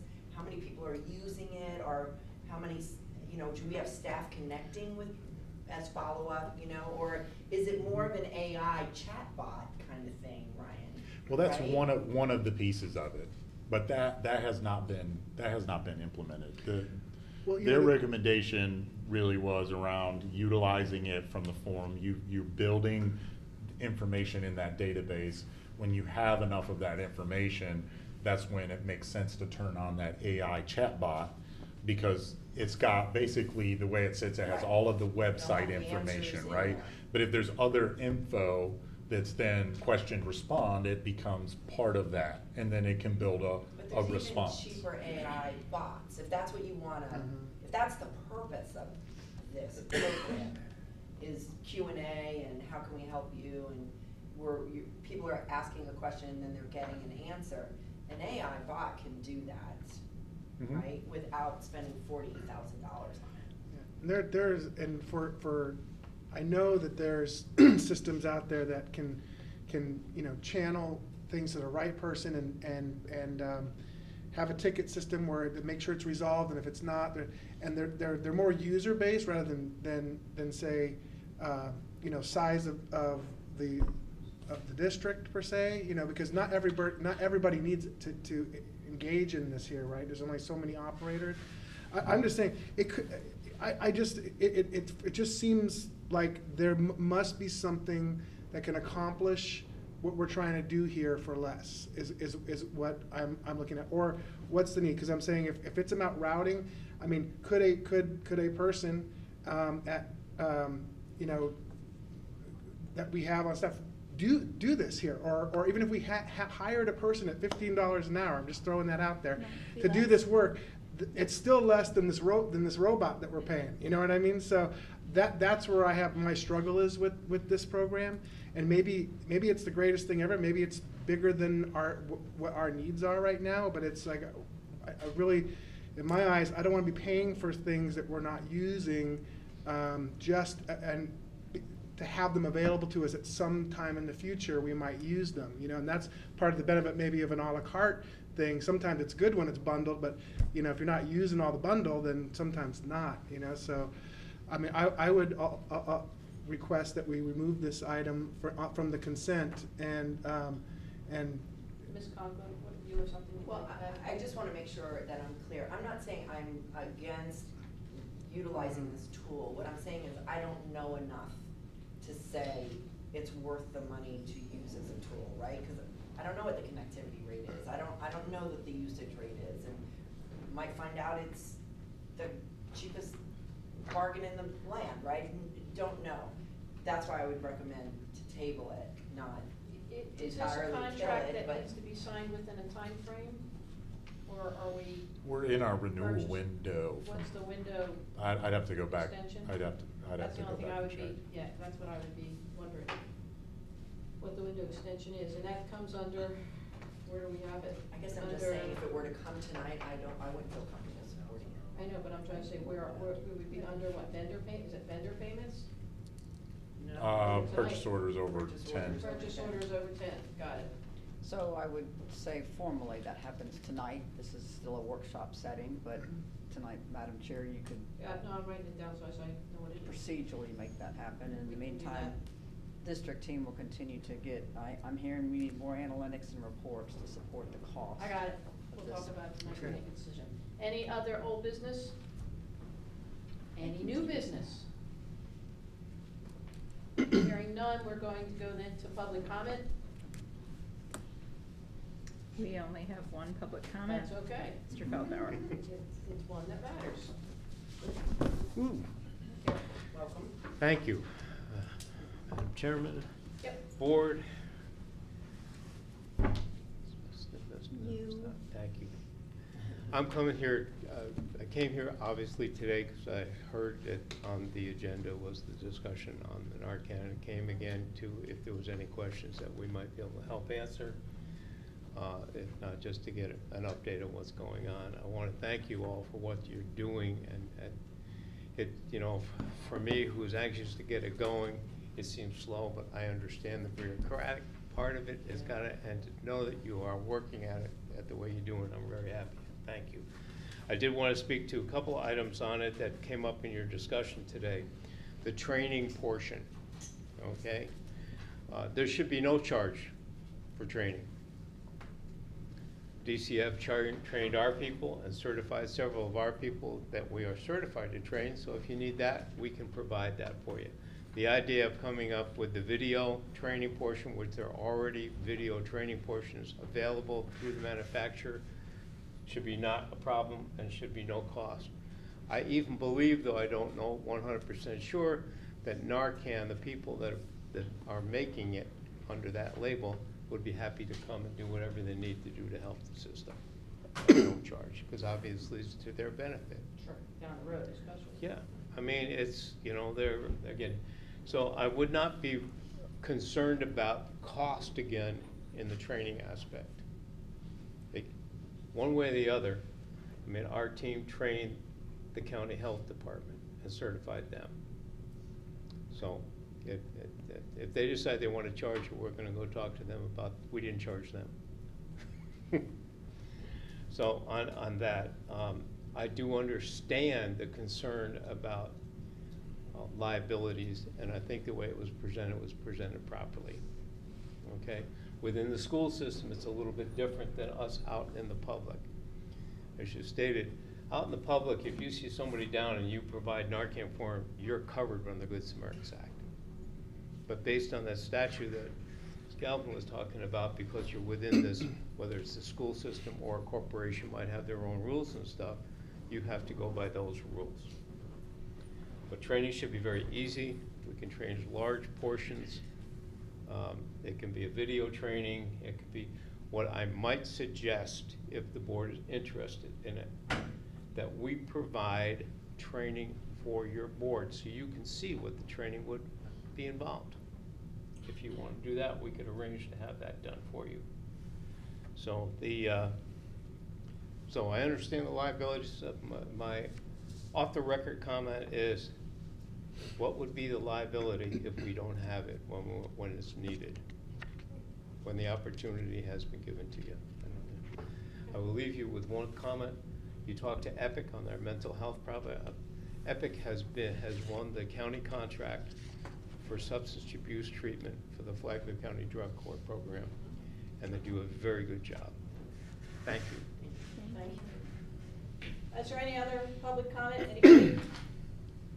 Hearing none, then I'm going to adjourn this meeting, and we will resume at 6 o'clock our annual meeting.